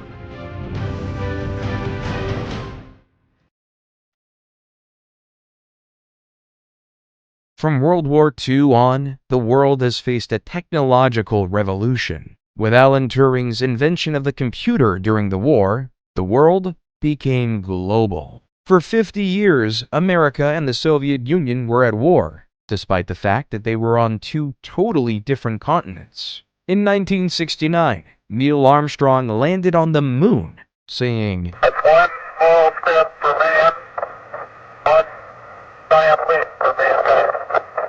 As the years on the world has become increasingly smaller, computers have become more affordable. Cell phones changed the way we communicated with one another. Let's go back to the story of a man named Gilgamesh on his quest for immortality. At the end of the poem, Gilgamesh realizes, life, which you look for, you will never find. For when gods created man, they let death be his share, and life withheld in their own hands. The history of human civilizations is an incomplete book, constantly being updated. Some things will never change. However, humans will always die. Empires will always rise and fall. The masses will always clamor towards safety.